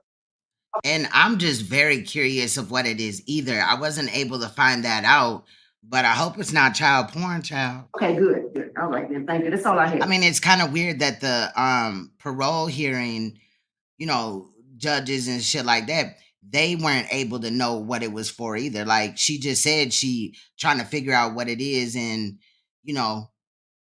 she don't know. So what is really going on? Like, the parole agent ain't, at some time, or some counselor there, like nobody can help her find out why she has a federal detainer on her, like a federal hold on her. So if she was able to be paroled anyway, the feds might come and get her. Thank you. Okay. I'm gonna go in order of importance, and I'm gonna ask Ms. Monish Johnson, the grandmother, to open the mic, and you have 2 or 3 minutes to make a statement. Ms. Monish Johnson. Ms. Johnson? She's still on the phone. Ms. Johnson? Let's go to Ms. Patty Battlefield. Ms. Battlefield, would you please? Yes, sir. Would you open your mic? This is her grandmother. Yeah. Yes, sir. Would you please give us your name and your state? No, I agree with that, Brandy. I'm just saying, like, you know, there's a slew of things going on. On top of it, she's a sexual predator. You know what I mean? There's other things that didn't, in my opinion, that didn't come out during this meeting. You know what I mean? And also just basically the the whole addiction thing, the fact that she's on drugs, in my opinion, it was meth because her mouth is shot. My name is Patricia Battlefield. I am Caitlin Cooper's grandmother. Hey, Miranda, this one made me hot too. I feel you. On her daddy's side. And I feel like that she's learned a lot from the correspondence and the messages that we have been talking back and forth to each other. I do know that her biggest drawback will be having a place to stay and all, but I'm willing to help her as much as possible. My job limits me on some of that, but I think that she has learned a lot and that she can move forward given the right support from home, and I've been willing to do that for her. Thank you, Ms. Battlefield. We appreciate your facts, Brandy, facts. The hearing. Mrs. Johnson. Ms. Juanita Johnson. Your mic is muted. Would you please open your mic? Can we open? So this is somebody that's on the phone. The microphone. It's a friend of the family, I believe. Sir, they live sir, if I may speak, they live in a real rural area, and where she's at, she may not be getting a very good signal to be able to hear or understand you. It may take her a few moments. Okay. In the meantime, Mr. Kobe Ward. Mr. Kobe Ward. Hello. Ms. Johnson? No, this is Kobe. Okay, Ms. Kobe, would you give us your full name and your statement, please? I wonder if Ms. Johnson was the victim's mother and what they were gonna say, but they never click in, but this is the friend of the family. Right. I don't think she did. I don't think no offender, you know, ever learns that. A lot of the times these offenders get out and reoffend over and over and over again. It doesn't matter how much time is over their head. You know, sometimes people can get like 20, 30, 50 years. I've even seen, I know of a different case where a man was sentenced to 70 years, but he had several victims. But sometimes they get like, you know, probation, a couple of years in prison maybe, and then they also get good time. So they're coming up for parole early. The classes, the sex offender classes don't work. Mental health is not dealt with. I mean, and then another thing is that I've been looking into as well. We talked about last week was chemical castration. We didn't really like jump into the topic, but the idea came up that maybe, you know, these parolees or these people that want to get out early so bad and all this and that, you know, or are released early should go through chemical castration. And I looked into it after that stream, I think like the next day, and some states already do that, to where if you come up for parole or depending on your case, you would have to be chemically castrated. But the portion of that, hey, Sister Nandy, that's crazy is are we down to one bar or whatever? Not on my real internet thing, but on the Streamlabs. So I don't know what's going on right now, but so they'll still reoffend because it's something in the brain. They just have to victimize somebody. It's a power issue or whatever. So in my opinion, no sex offender can be, you know, reformed to where they're not gonna like violate any child. Safety of children is definitely at risk when they're around, no doubt. My name is Kobe Ward, and I am Caitlin's friend. We've been friends since we were 5. And during this time that she's been incarcerated, this recent time, I've noticed that her mindset has changed. Whereas in previous times, she's been in trouble a lot in the last couple of years. I could tell that she wasn't ready to help herself, but I really do feel that this time she's realized that her life doesn't have to be over for the mistakes that she made, that she can fix it if she tries. And I really believe she's willing to try this time. She has a very good heart. She just made a lot of mistakes. And again, calling it a mistake.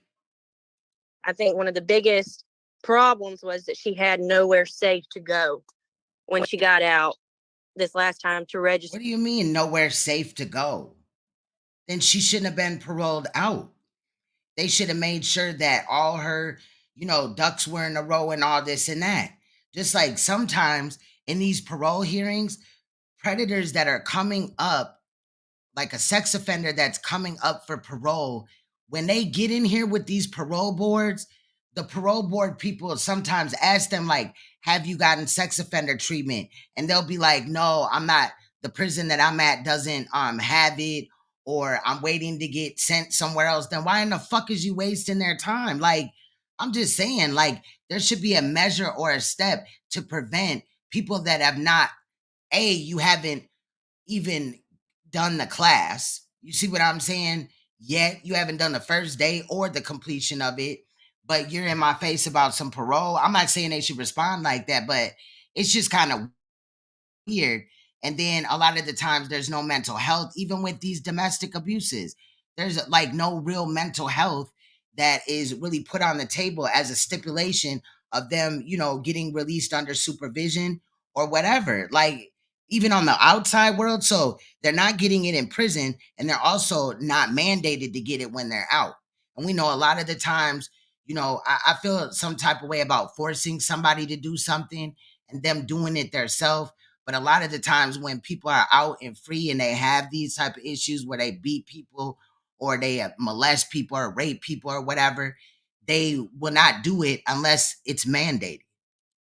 And she was struggling very hard to find a place, and it's hard to see your friend be homeless and not be able to take her in. I'd be embarrassed as hell. And she can't even, her friend, the friend since kindergarten or whatever she said, can't even help her with a place to stay because she got kids. I have children. Exactly. But I think that if she gets into some kind of home or somewhere where there's things to help her get back on her feet. Right. It's a choice. You know what I mean? But, and also, like, I'm on the lines of, like, who would ever look at a child and think, damn, that, you know what I mean? What? But, and then if that does happen ever, which it ain't ever happened to me, I don't get down like that. But then you do it because you thought of it, like, that's just wild as hell. That's a mental disorder. But then even when we say that, I feel like we're kind of like making an excuse or whatever. Just like somebody that is addicted to drugs should seek help and stuff like that. Oftentimes sexual offenders, they could go to therapy or they could go somewhere and tell them that they have these thoughts, and somebody's going to direct them the right way or figure it out, like common fucking sense, duh. But if you don't even want to prevent it, you know what I'm saying? I'm just trying to wrap my head around this. I could never think like a predator because I'm not one. But like, I'm just, for the argument of this video, you know what I'm saying? Like, when you identify that you have those type of feelings, why not then do something to prevent it and get help? But it's always after they get caught and shit. And again, these people get out from, now there's 5 steps of the pedophile program or whatever, the class, to get them to not do it. The 5th step is, basically them walking around the prison and helping other predators not molest. But who they gonna molest? Because you'd be a bold motherfucker to just molest somebody's child during a visit. I'm pretty sure it happened. But like, who are they gonna molest though? You know what I'm saying? At a prison. So she can get a job and get a car. Just like a lot of serial killers or whatever, they don't kill when they get sent to prison. They like kind of just chill or whatever. And not have to rely on her street skills, her street smarts to get by. What street smarts, ma'am? prostitution, because in my opinion, this woman is a meth head. Now, and again, I never did meth either. But if meth or any type of drug is making motherfuckers want to touch an underage child and have sex with them, no. If she was set up Like, right, I think that she could, I know that she could do better in life. but I have heard that meth makes like the person that's using it horny or something. I don't know. Again, never even touched it. Thank you, Ms. Ward. Facts, Brandy. Ms. Wanish Johnson? Okay. She's still muted. Okay. Hey, John Columinati.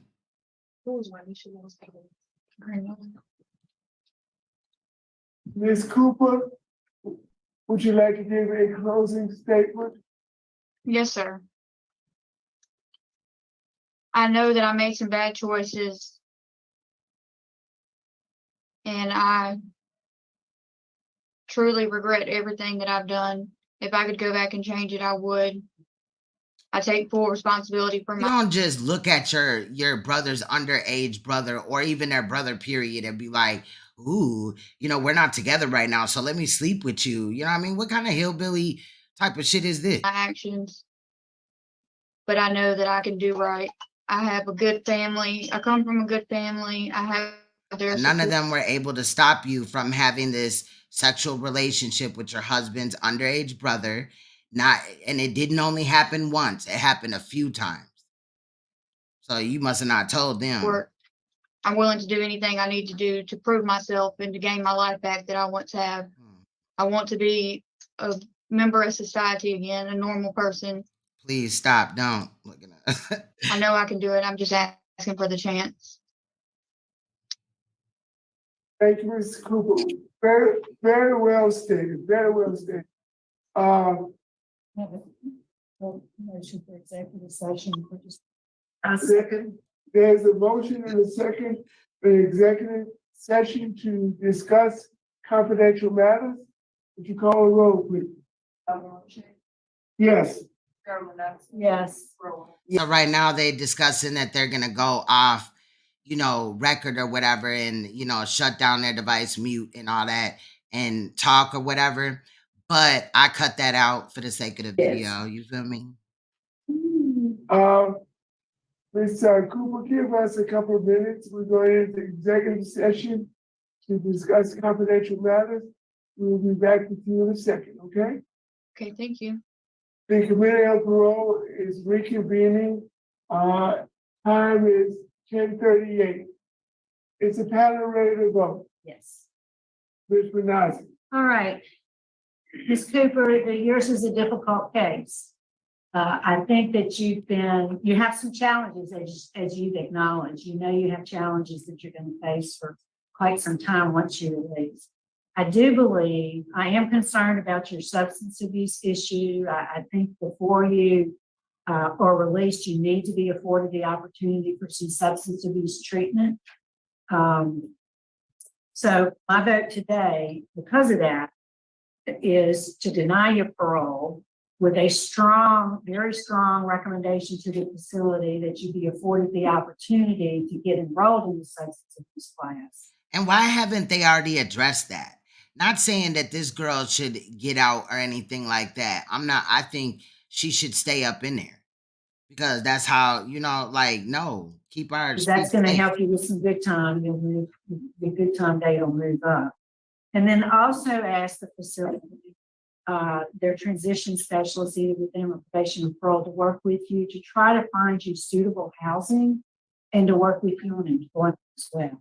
But after release, I add a special condition, because you'll release on your good time, whenever that date lands, because you get some credits, that you're to have no contact with your victim or his immediate family. Now, I know your husband is family, I'm excluding him from it, but him or his siblings or his parents. You understand? Yes, ma'am. I want you to succeed, I really do, but I think you need some help in that regard. So I wish you. Thank you. Thank you, Ms. So again, I don't feel like that they address people the same way or whatever.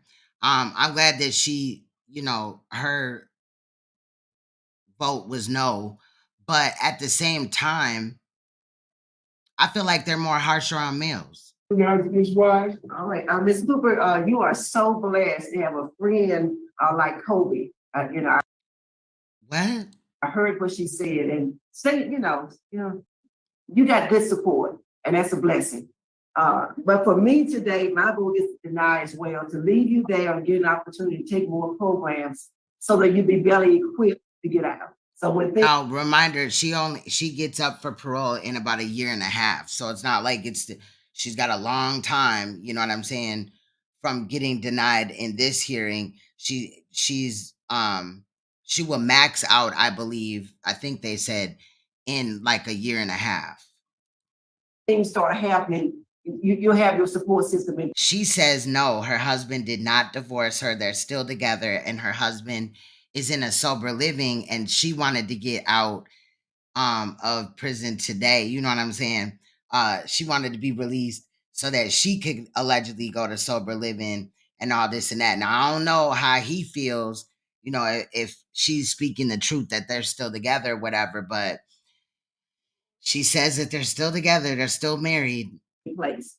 I concur with my colleagues. My vote is the same for the same reasons. But best wishes to you now. Thank you. Ms. Cooper, you still got some work to do. You have to finish your sex offender treatment program, and then the staff there will put you in a substance abuse treatment program, and you learn additional good time, and your good time date will move up. Oh, her good time date. So she still has some time over her head. She's not maxing out. The idea of this process is to release you, but release you with the necessary tools that you need to be successful. We don't want you to be released and come back. We want you to have the things you need to be successful. My vote is the same for the same reason. Your request for early release has been denied. Good luck. Thank you. All right. So that's that one. I feel like I agree with them on the denial, but again, go back to the last few cases that we covered that were parole hearings. I feel like they weighed in more heavy on those cases or whatever. It just kind of like they let her just hop, skip, and jump over the facts of her case. The victim states that she drugged him up and raped him. However, that worked out, but it does happen. But she said no and all this and that, and she placed blame on the victim. Again, her husband's underage brother. And I'm just wondering where her husband's alleged mind, you know what I'm saying, is at.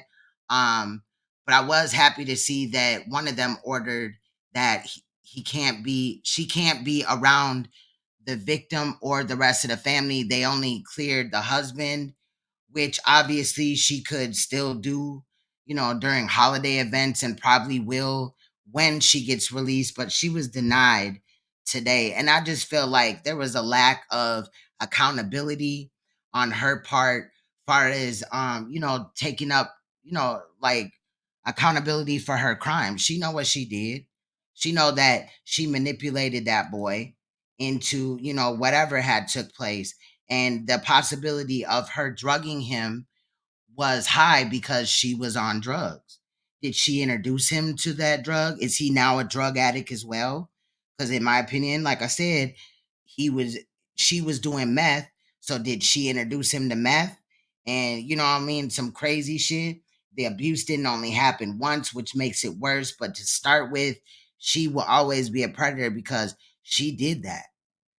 She had a lot of ways that she could have got help when she discovered that she was having those type of thoughts, but I couldn't even imagine having those type of thoughts. Like, that's sick, but you should get help, like, period. You know what I mean? I just there's no and then the way that she tried to minimize it, saying that it was a mistake and this, that, and the fifth and all that.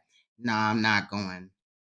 In Alabama, man, I'm telling you. So that was crazy. That was Louisiana though. But she did abscond to Texas momentarily.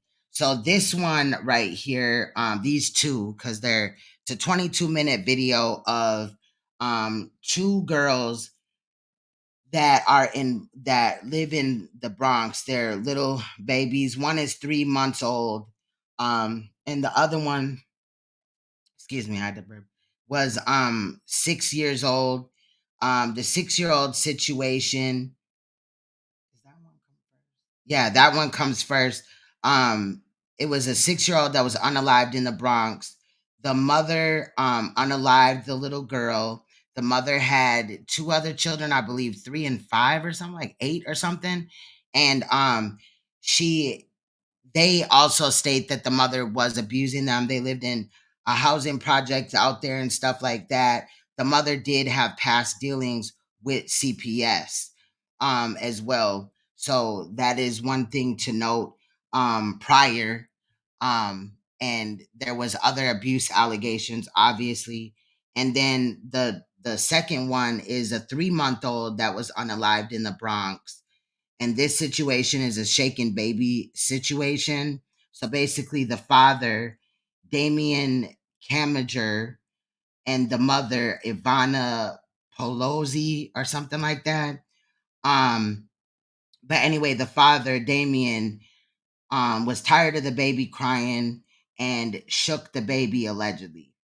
And then he laid the baby down. And then when he woke up in the morning, she was cold and clearly she had expired. Okay. She was deceased. The victim's name in this situation is Genevieve. The victim in the other situation, I'm sorry, was Jayla, I think. Eason. But the one in this situation, her name was Genevieve. And the mother actually is from another country. I forgot, like Yugoslavia or something like that. Um, don't hold me to that, but she's not from America. And the mother had helped dump the baby's body when they woke up in the morning. Obviously, they had panicked allegedly and put the infant inside of a bag, and then the father allegedly dumped her body next to the major Deegan Expressway, just blocks away from the transitional housing shelter where they had previously lived. So they had lived in this shelter or whatever for some time. What's good, Porter? And also then they had moved, it looks like, to some type of transitional housing um and things like that. Now people in the building, they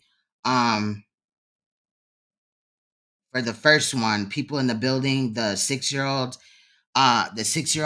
people in the building in the first case that comes up, people in the building believe, they heard the mother yelling. This is the Jelani, I mean the Jayla Eason, the 6-year-old, who is the victim, and the mom's name was Linasia Eason or something like that. But I just thought of something. So the people that were in the projects or whatever, they heard the yelling and the crying and stuff like that. Some will say that they kind of, everybody minds their business or they didn't hear anything, and some will say that they heard it. And that's the thing. I don't know if you guys know, but right now there's a rise of domestic abuse involving children, and there's a lot of cases where children are being unalived. Okay, so I don't know if it's because of COVID or what in the fuck is going on, but these cases are tragic, they're sad, and that's kind of why I kicked into overdrive today, because it seems like, and I was just telling myself, well, my son was kind of telling me that it seems like when you do one case on a situation, then 3 more pop up or 2 more pop up, and that is definitely what it feels like, honestly. But while these situations is still going on, I'm gonna try to, these aren't easy for me at all. Sometimes I do get emotional or whatever. They do affect me. I think about them even into like a couple of weeks down the line or months or years even. But I do this because at the end of the day, we have to make it more understood that like when you see something, you really have to say something. You can't just look the other way and hope it works itself out. Children are being unalived. This first situation, the mother possibly allegedly had restrained the child with some type of restraints. There's physically bruises all over the child's body and things like that. You will not see it, but they do speak of it. So just letting you know, trigger warning. But both of these cases are sad and tragic. So here is the 6-year-old and the 3-year-old that were unalived in the Bronx. Of course, I may give commentary, but it's kind of self-explanatory at the end of the day. So much love. I will be with y'all if I got something to say.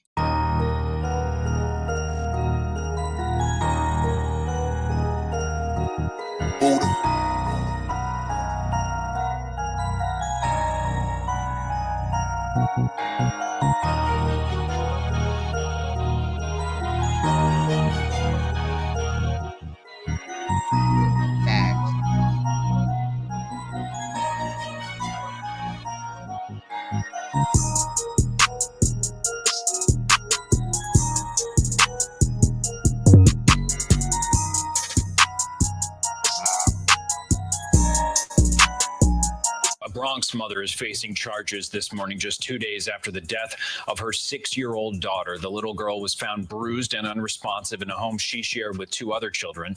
Well, Doug, good morning. The mother now faces charges of acting in a manner injurious to a child, but those charges could be upgraded once an autopsy is complete and the medical examiner's office rules if this was a homicide. Police say 26-year-old Lanaya Eason placed the 911 call that brought officers to the 12th floor of the Forest houses, where they found a 6-year-old unresponsive early Friday morning.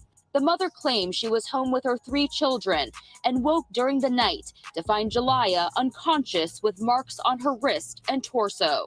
Anyone that live close enough can hear those kids from time to time. This neighbor, who lives 1 floor below, questioned that day if the mother was telling the full truth. She described on several occasions hearing children crying, running back and forth. Their screams at times were deafening. Anybody who's a mom who has kids is heartbreaking. Paramedics rushed Jelaya to the hospital, where less than an hour later, she was pronounced dead. Inside the apartment, officers also found an 8-year-old boy and 3-year-old girl. Sources say both had signs of bruising and ligature marks indicating restraints. The 8-year-old told police his mother had hit him in the past. I'm so heartbroken. This is disgusting. I don't even know her and I'm hurt. It's really shocking. Everybody keeps to themselves here. And police sources say the family's apartment was filthy and in disarray. The mother also had 2 prior ACS cases involving the 8-year-old boy. A Bronx mother is in custody charged with child endangerment after her 6-year-old daughter was found dead in their apartment. A memorial in the lobby of East 165th Street has grown to the outside. Candles in the shape of a J to remember little Jelaya, who was so loved. She was the sweetest girl I ever met in my life. Tiana Crawford could barely hold back the tears as she spoke about the 6-year-old. She shared these memories from a few years ago. She was just so sweet, like always wanted to give me Like, look at her. She's beautiful. a hug, show me love, give me affection. Like those things I'll never forget. 2 days after the little girl was found dead in her 12th floor apartment, police say with marks on her body and wrists, her mother, 26-year-old Lanaya Eason, is now charged with child endangerment. No problems. Like, I just don't understand. But clearly, there was something wrong. Police say 2 other children, an 8-year-old boy and 3-year-old girl, also in the apartment, both had signs of bruising and ligature marks indicating restraints. The 8-year-old even told police his mother had hit him in the past. Anyone that live close enough can hear those kids from time to time. A neighbor who lives below the apartment. So why didn't nobody even, like, oh my God. Like, I get it, right? Because if you stick your nose in somebody's business, you could be worried, about them coming back and or trying to fight you at the time of, you know, confrontation or whatever. But it's better than finding out like something gotta give, bro. There's no way, obviously, they're on the 12th floor or whatever at the time, and neighbors are saying that they heard it. So y'all couldn't have got together or something like, bruh. One floor down says on She several can't whoop all of y'all. Where is the child's father? occasions she heard children crying. Their screams at times were deafening. As the details on how exactly Jalea died had yet to be determined, those close to her say her sudden passing makes no sense. Unexplainable. As friends and neighbors mourn little Jalea's death here, her mother sits in jail.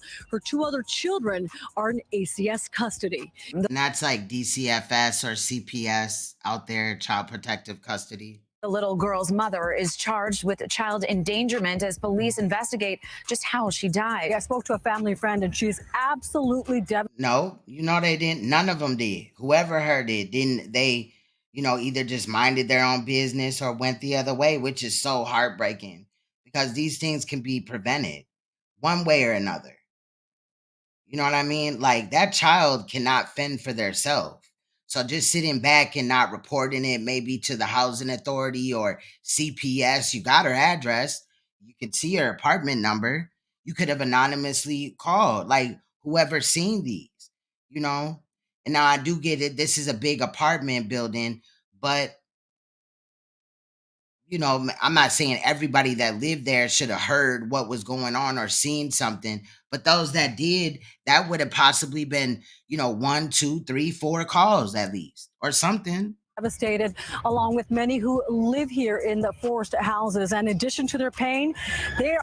And all the CPS or whatever they call it out there, Child Protective Services, what they have to do is go into the apartment because the apartment was disgusting, allegedly. Now, I can't wait till shit like this go to trial because I want to know more. Like, what is really going on? There are many questions surrounding this little girl's death.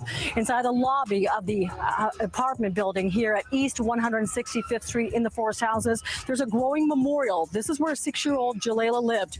It was early Friday morning when police say her mother, 26-year-old Linnea Eason, called 911 to report her daughter was unresponsive. She had marks on her body and wrists, according to police. When officers entered. Facts, John Columinati. Facts. And when I seen her picture, I remember when my daughter, like, she favors my daughter when she was that age. And it just like, hell nah, bro. To the apartment, they also found an 8-year-old boy and a 3-year-old girl who police say both had signs of bruising and ligature marks indicating restraints. The 8-year-old told police his mother. So she restrained her somehow. She said indicating restraints. Like what? Had hit him in the past. And for those who know this family, it's been a surprising and heartbreaking revelation. Did you ever expect anything like this to happen? Absolutely. Never in a million years. Never would I be thinking we'd be standing here right now. She was just so sweet, like always wanted to give me a hug, show me love, give me affection. Like those things I'll never forget. The medical examiner has yet to determine the exact cause of her death. And as they do that, her mother is now in jail, again, facing child endangerment charges. Now, as far as those other two children, the 8 and the 3-year-old, they're in the custody of ACS. An investigation now underway into the death of a 6-year-old girl. Police sources say she was found unresponsive with marks on her wrist and torso. It was a surprising call to 911 from a 12th floor apartment at the Forest Houses on East 165th Street just before 4 Friday morning. The caller, a mother at home with her 3 children, claimed one of them, her 6-year-old daughter, Jalea Eason, wasn't breathing. Less than an hour after that call at the hospital, that girl was pronounced dead. Anyone that live close enough can hear those kids from time to time. This neighbor who lives below the apartment, 1 floor down. So I wonder how many neighbors were just like around on that floor that could hear. But now they're going to talk about a neighbor that lives a floor down from her. They shed some light into the possible darkness above. She says on several occasions she heard children crying, running back and forth. Their screams at times were deafening. When officers entered the apartment, it was filthy. They also found an 8-year-old boy and a 3-year-old girl. Sources say both had signs of bruising and ligature marks. Right. They probably right there with candles and all at the vigil and all that and mourning and all that. Like, but you could have prevented it though. Indicating like if they're deafening or whatever verbiage that the reporter just used, then that means that like it was, you felt the pain that whatever child was screaming was going through. Like they're just as guilty in reality. Yes, I restraints. agree. The 8-year-old told police his mother had hit him in the past. Sources say the mother has 2 prior ACS cases involving the 8-year-old and 1 prior arrest, although it's unclear for what.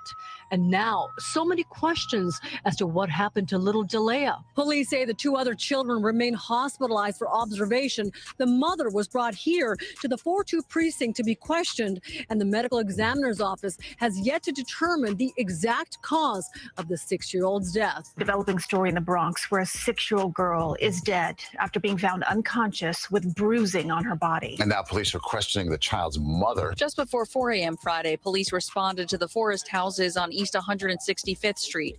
Inside a 12th floor apartment, they found a 6-year-old girl unresponsive. She was later pronounced dead at a local hospital and identified as Jalea Eason. Police sources say her mother placed the 911 call and told investigators she was home with her 3 children and woke during the night to find Jalea near the bedroom closet unconscious with marks on her wrist and torso. Her other 2 children, an 8-year-old boy and 3-year-old girl, were also home at the time, and police sources say they had signs of bruising and ligature marks indicating restraints. The 8-year-old telling police his mother had hit him in the past. Police sources say the mother has 2 prior ACS cases involving the 8-year-old and 1 prior arrest, though it's unclear. So now I'm wondering what's going on with CPS to where y'all dropped the ball, because her house was back fucked up and those children were back being abused and neglected. There was no food in the house. A simple CPS trip would have deaded all that, because they look in your refrigerator, all that. They could have seen the filth, the disgust, and the bruises on the children. Clear for what? The apartment, they noted, was in disarray and filthy. The Administration for Children's Services says it's investigating this case with the NYPD. Neighbors we spoke with say they recognize photos of the mother, but don't know the family. I don't even know her name. I just always say hi to her. Wow. I don't know my neighbors like that, to be honest with you. I like to come in and out of my building and mind my business. A 6-year-old has died, and police say the child's mother is being questioned. Just mind your business, huh? And police responded to the 12th floor of the Forest houses in the Morrisania section around 4 this morning. The child, identified as Jalea Eason, was found unconscious and was taken to the hospital where she was pronounced dead. Investigators say she had bruising and trauma to her wrists and stomach. I agree, Brandy. 8-year-old boy and a You're welcome. 3-year-old girl were also in that apartment. Police say they displayed signs of past abuse. Welcome back. The mother of the little girl who died in the Bronx Friday is now being charged. According to police, Jalea Eason was found unresponsive in her Morrisania apartment. Authorities say the 6-year-old girl suffered bruising and trauma on her wrist and her body. Her mother, Leanna Eason, is now charged. Now, I know sometimes that it is repetitive, like some of the stuff, but sometimes there be little gems in there or whatever. And, you know, I think it also hits home, like the more you hear it, like that this is really going on around you. You know what I mean? So I intentionally don't necessarily like delete repeats, but I do edit these clips though. Charged with 2 counts of endangering the welfare of a child. The child's official cause of death will be determined by the medical examiner. I'm shocked. I'm devastated, you know, just to see a little kid and to know it happened here. Neighbors here at the Forest houses are not only in complete shock, but are emotional. She did. The way that she kind of responded, like, I don't know if I expected her to be crying, but it just seemed like, oh, you just found out Target is moving right around down the street. You know what I mean? Like, oh my God, they're moving a Target over there. Like, you just found out that a baby was unalived in the building that you live in. I'm sorry. Maybe I'm being petty. I'm just saying. After hearing about the death of 60-year-old Jalea Eason and the child's mother being questioned in connection to her death. That's horrible. How dare you, as a mom, as a dad, whoever you are, how dare you? Now that's what I respect. Now, hopefully we don't find out that she was, a neighbor of this woman and knew about it or anything like that. But this type of emotion is kind of what I expect. It looks genuine. The other lady, I don't know what she was doing. I'm so broken. Police responded to the family's apartment early Friday morning after Jalea's mother called 911.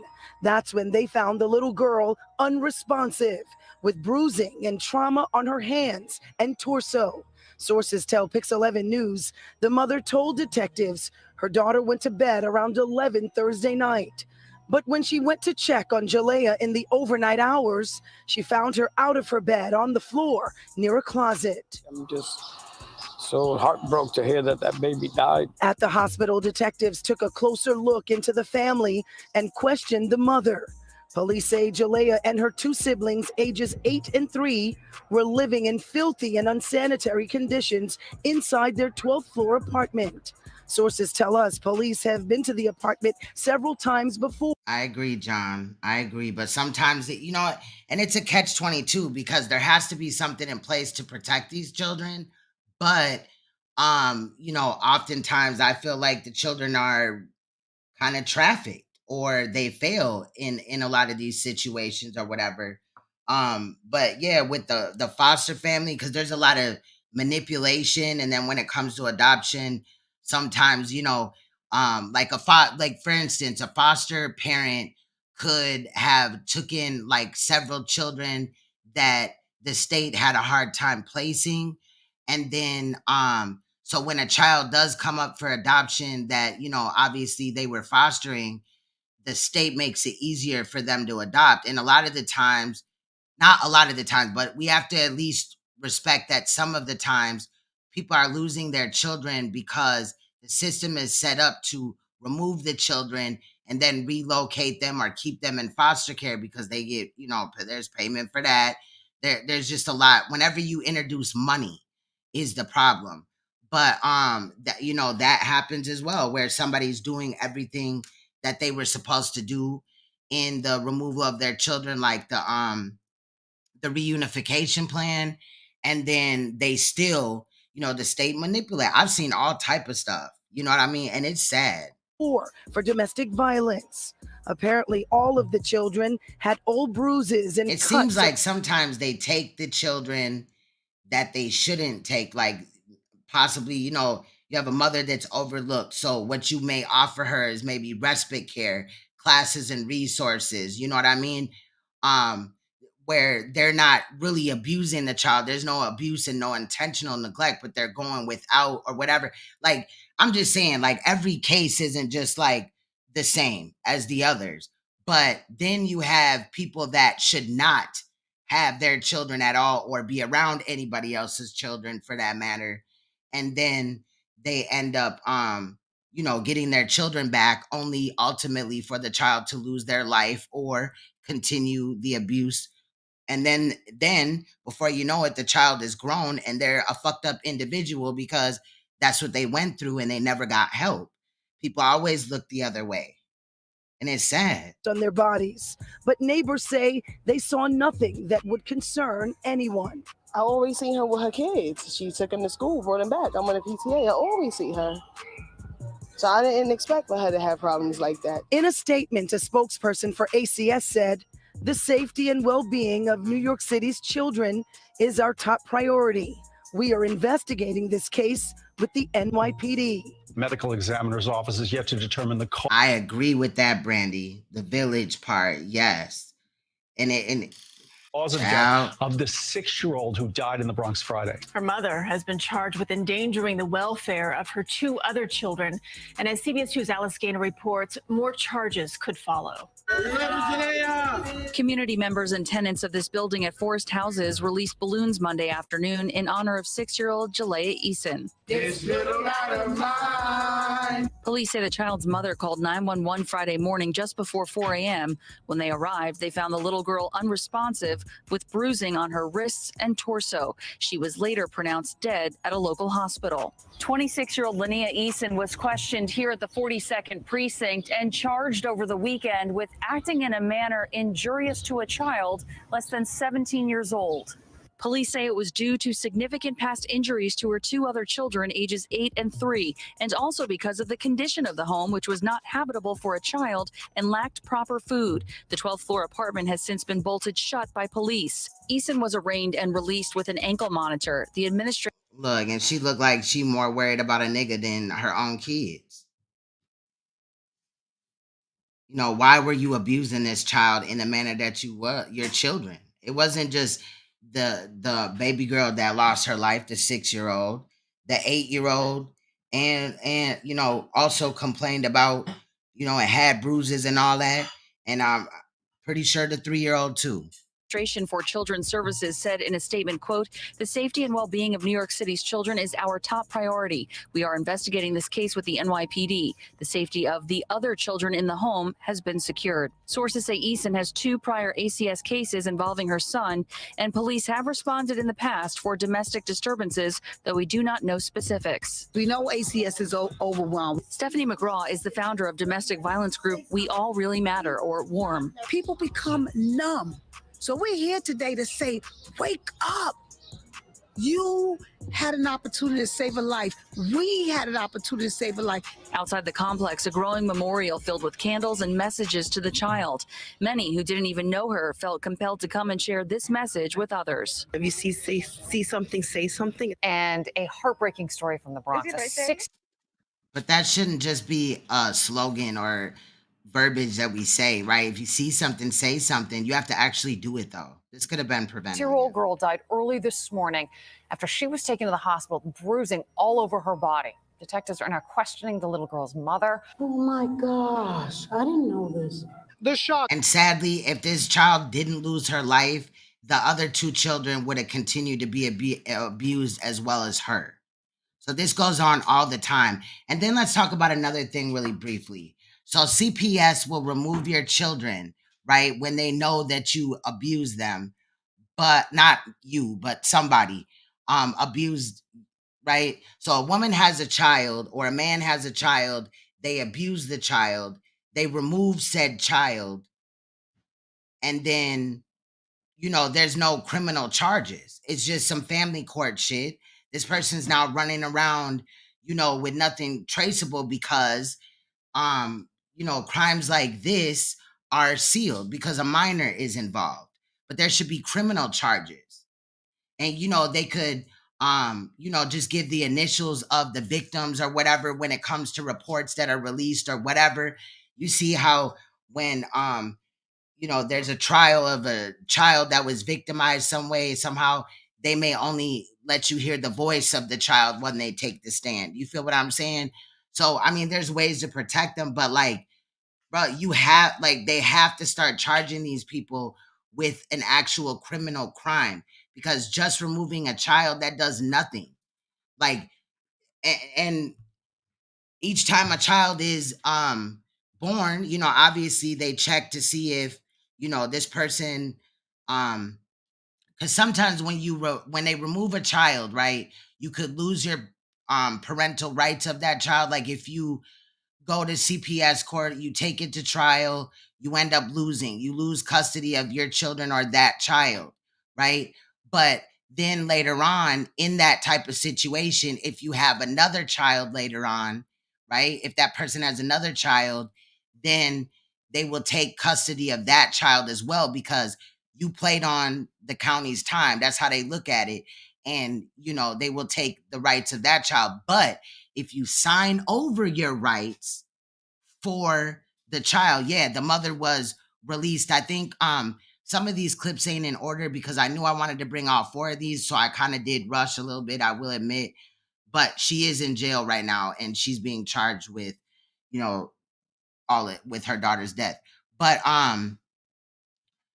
yeah, so I'm just saying, like, they gotta like follow through with things better, whatever, because somebody could sign the parental rights of their child or children over at when a CPS situation is happening before it goes to trial. They could sign over their rights of the children or the child that they have a case for, right?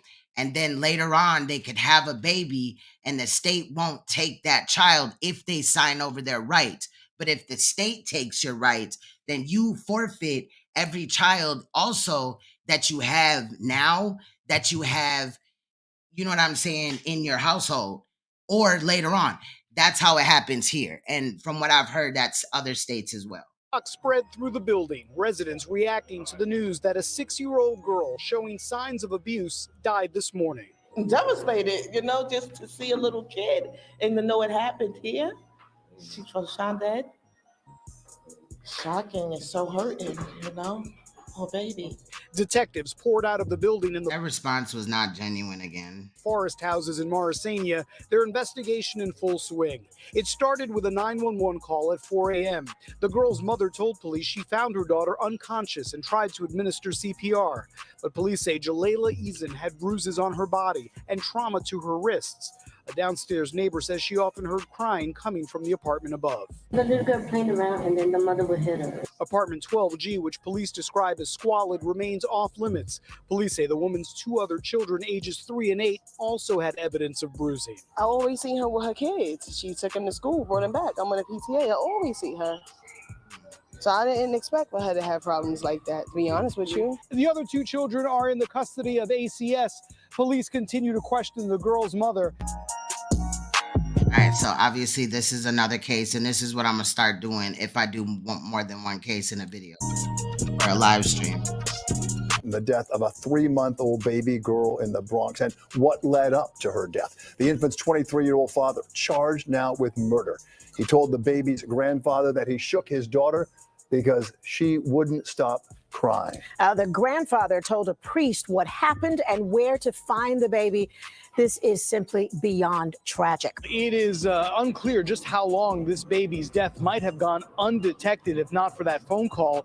The authorities were only alerted that something was amiss after getting the call from the grandfather from Baton Rouge, Louisiana, some 1,400 miles away. The baby's parents were let out in handcuffs, both now charged in the death of their daughter. And Damian Comager, the girl's father, was talking. Damon, do you have anything to say about the death of your daughter? I love my daughter.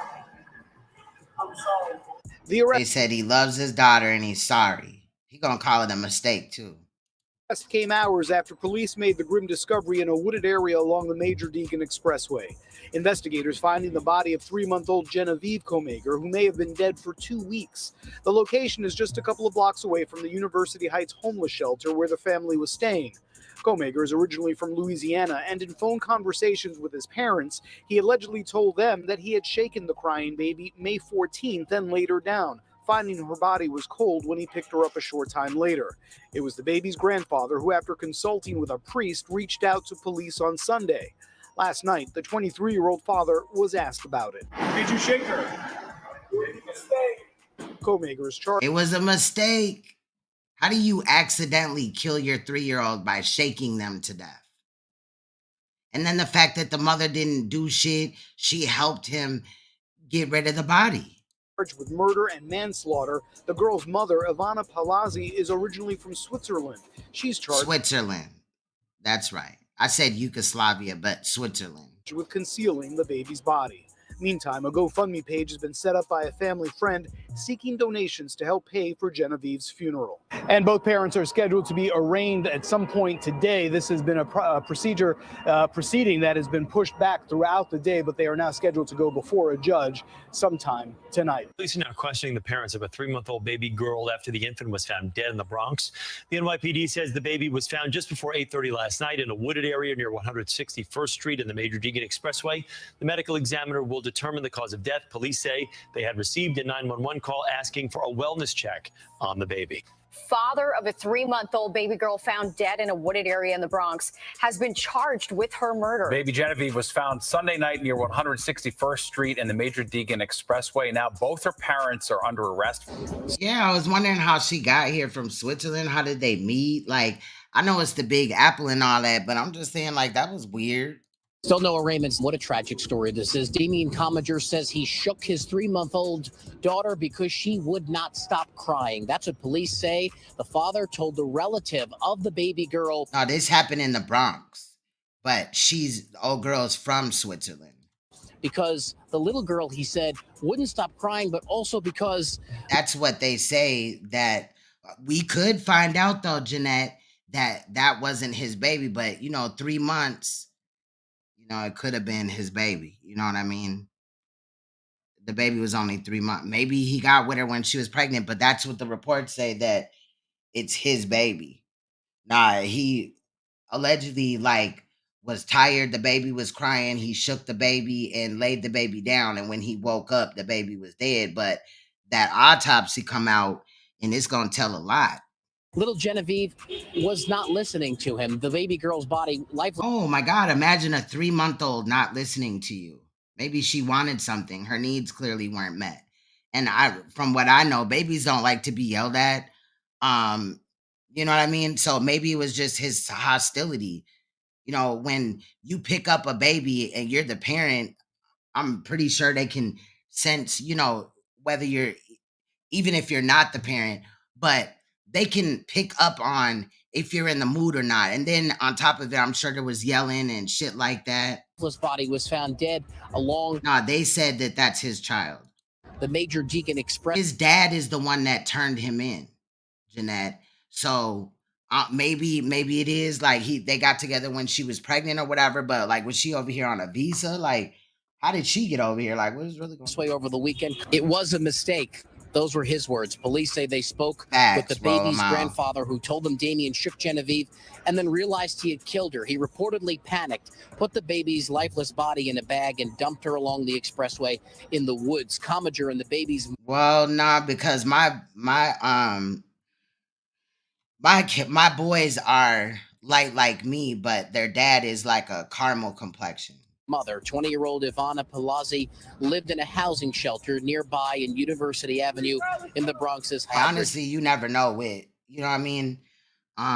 Black people, shit, they might have every shade in a rainbow, but the same mom and dad or whatever. I'm just saying, I don't know.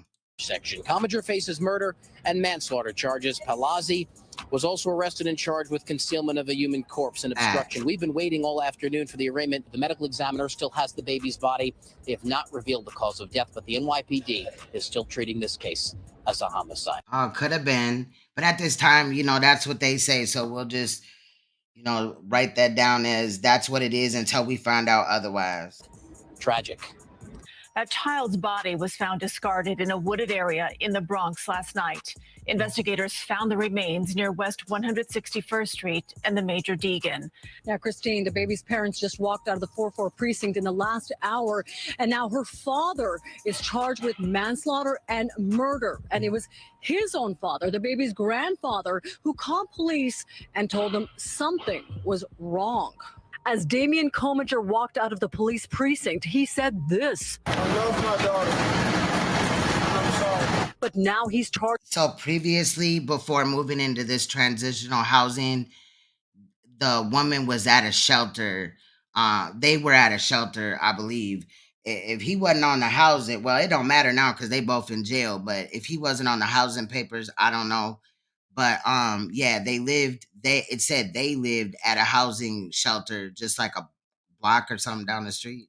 Charged with murder and manslaughter before they moved to this residence, the transitional housing. After his 3-month-old baby girl named Genevieve was found in a wooded area off West 161st Street Sunday night. I think it was an accident, So this is, the dad's, so this is the grandfather of the baby, right? So, yeah. So, I mean, On the dad's side. I couldn't not say nothing. Damien's father, the baby's grandfather, Donald Comager, who lives out of state, says he's the one who called police after being Facts. They both should have called the ambulance, not try to cover it up. These people are sick. concerned for his granddaughter. On the phone, he recalled his son's chilling words. I did call the police. And why did you call the police? Because of what he told me. What did he tell you? That she had passed away. See? So both parents, when they found out that the little girl was dead, they could, or that she wasn't breathing or whatever it was, but they said she was cold. But instead of even calling for an ambulance or anything like that, and that right there just tells me that you had did something and you were trying to cover it up. Because any parent that wakes up in the morning and discovers that their child is dead, they're going to call the ambulance, not throw the baby in a bag and then throw the bag in this area that the baby was thrown. So just, over the last, 24 hours, this is two situations where a baby was thrown in a bag. And I asked him why, and he told me that he shook her and he laid her down because she was screaming, and he shook her and laid her down, and he went. Oh, this is his father. So the dad of the baby, the alleged dad of the baby in this case, the one that's in jail for the death of his daughter along with his baby mom, this is his dad. So Donald Comager, because the other dude's name,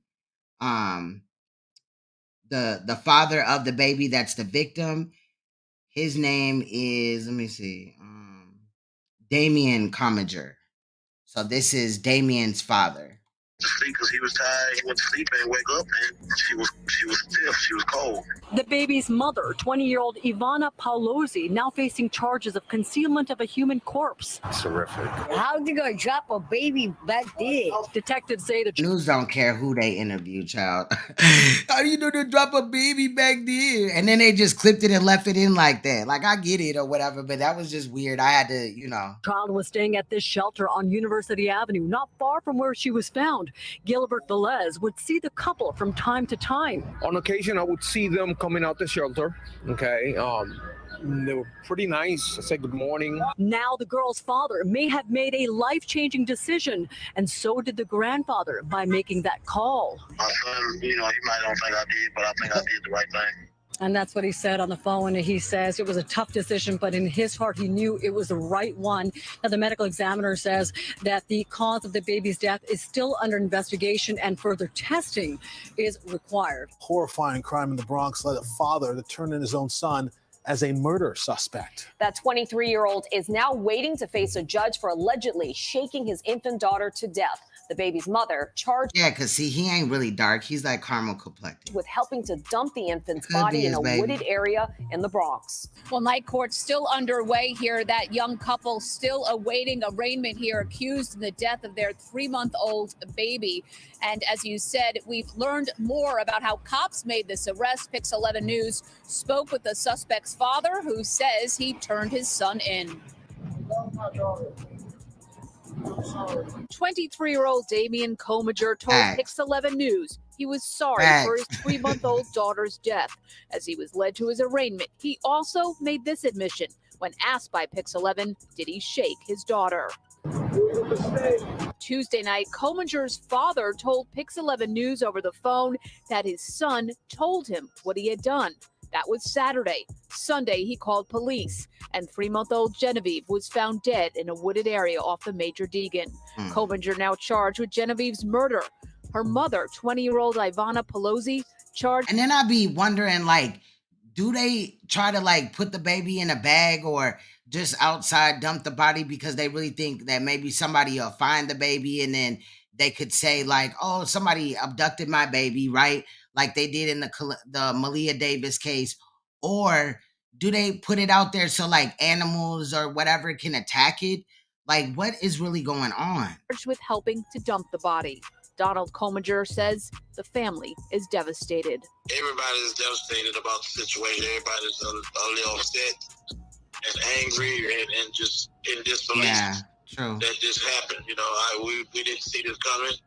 And I wish he would have reached out to us. Police say the baby was killed 2 weeks before being found. The medical examiner will determine the exact cause of death. Would help to get her transferred from New York to Louisiana so she can have a proper burial. So that's that one. All three of these though will be on True Crime TV. I'm gonna start adding them tomorrow or whatever, because after this I'm gonna get me some rest. But I'm gonna attempt to come back tomorrow night to go live and shit like that. Again, I fucked myself up in the algorithm, but I'll get back. And I'm intentionally not talking about drama and shit because these things to me, they matter.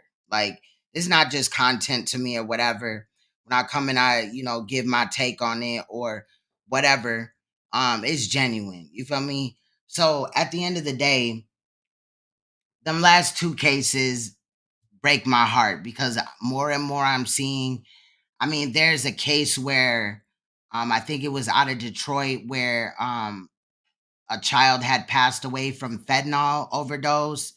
It appears, I haven't really looked into it, but it appears that the child had come across some fentanyl or whatever, and the baby had overdosed. There's also a teenager that don't quote me on this, but this is just what I had gathered from it. A teenager or a young adult woman, obviously, that went to the hospital complaining of back pain, right? And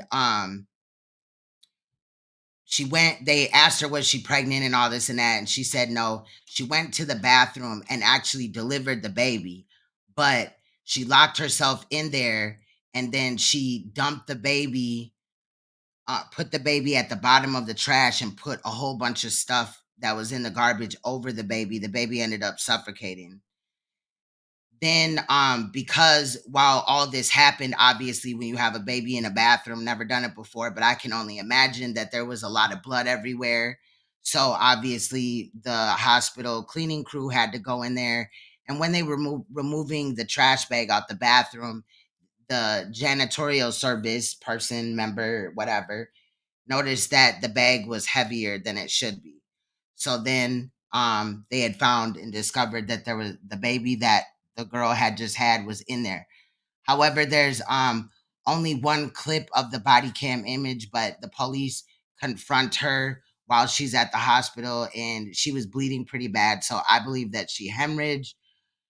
To my knowledge, she's still alive and stuff like that. Actually, no, they let her out of jail.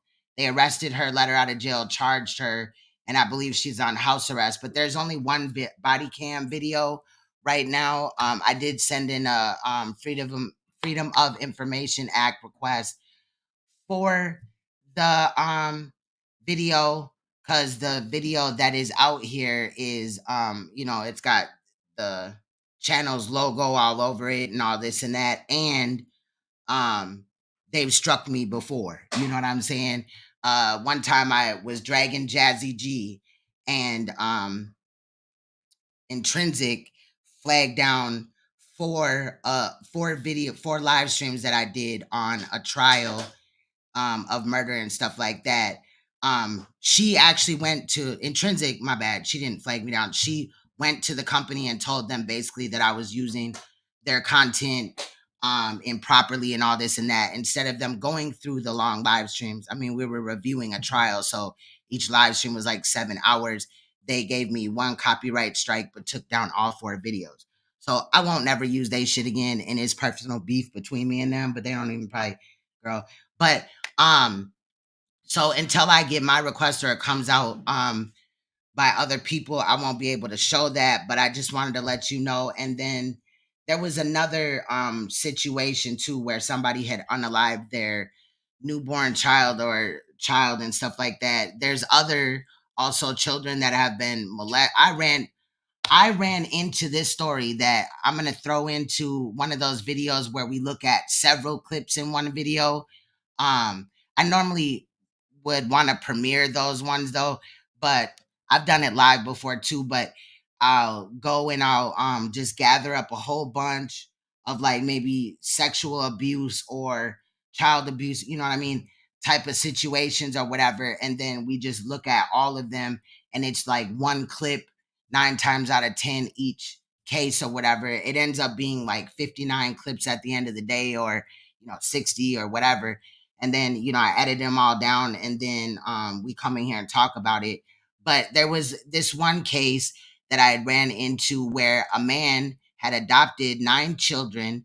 8 of those children he was sexually abusing, and he was recently arrested for it.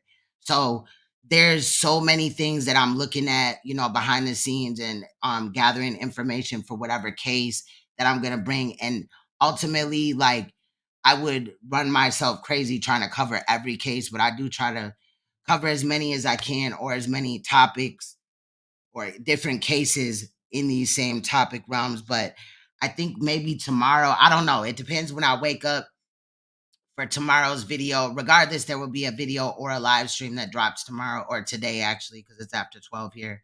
But it might be like something less traumatic, just because these last few, it always bothers me. But I don't know. I don't know. Y'all let me know. Do y'all want like a break for a day or something like that from these? But I do like to do them because regardless, little views or not, it's still causing awareness to real situations that are going on right under our nose. Just like the New York situation, the Bronx, with the first lady that lived in the housing projects. People that were there and heard it, they could have reported it. You know what I mean? Anonymously. They didn't have to go confront the woman or bring it to, housing authorities, bring it to their attention or whatever. And would they have even done anything? Maybe not. But if they had brought it to CPS would have had to go and at least check out the accusations. They would have shown up, and they would have seen there's no food in the house. They would have seen that there's bruises all over the children. Hopefully the little girl would still be alive, and things like that. I mean, I get it, being a single mother or just a parent period is rough, but if you can't do it, don't kill your child. I'm not talking to those in the chat, obviously, because I think y'all know better than that, obviously, because y'all here. But it's a lot of people in the world that, will look the other way and just really not care. And I think that that's sad. Ultimately, this life could have been saved. For the little 3-month-old, I mean, he couldn't have reached out to somebody and let them know that they were having a hard time. I really don't think, in this child's 3 months of being in the world, how do we know that this is the first time that something, abusive didn't happen to that child? And again, in autopsy, we're going to find out in both cases of those children or whatever. And that's what I'll be waiting for. You know what I mean? Yeah, ask for help. Like, you never, know or whatever. Worst case scenario, that mother could have got respite care, and that some help, all type of things could have happened. They could have helped that woman, but it just seemed like everything else was more important. I do sense that there was some type of man, like she was like, giving a man or something all of her attention because it wasn't her children. And that's really sad. Mental illness is real too. And I believe that mental illness also got worse when COVID happened.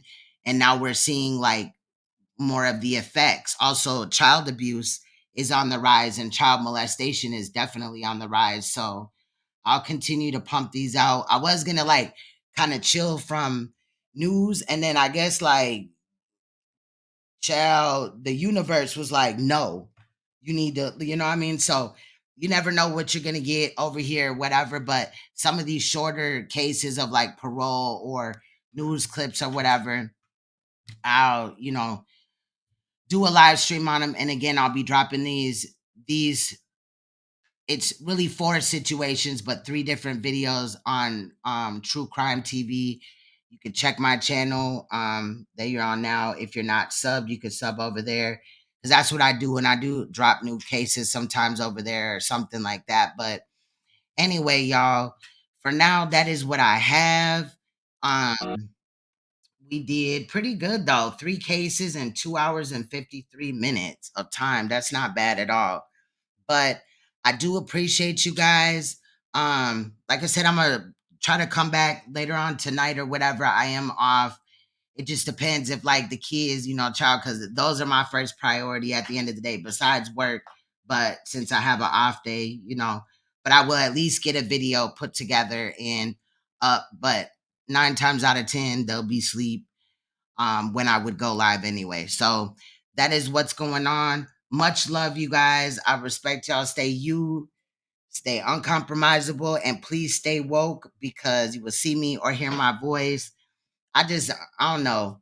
I could have cammed up, but I'm just like, sometimes I think better when I'm not on camera too, But anyway, y'all will see me soon or whatever.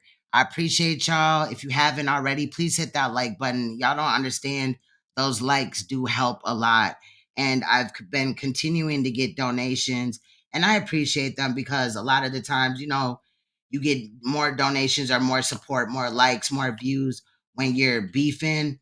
But again, I'd rather look at things that matter. So whatever it is, I appreciate the support in all type of facets. You see what I'm saying? So much love, y'all. On the way out, we're going to listen to Psycho by Cash Me Out, a.k.a. Queen's Throne, featuring Abriel, the Alien King. Much love, y'all. I'll see y'all soon. Bye.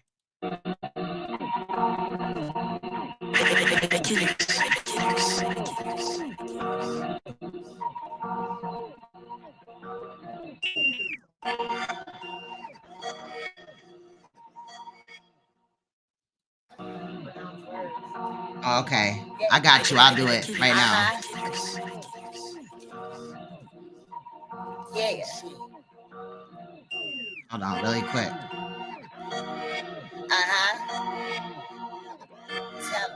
Yeah.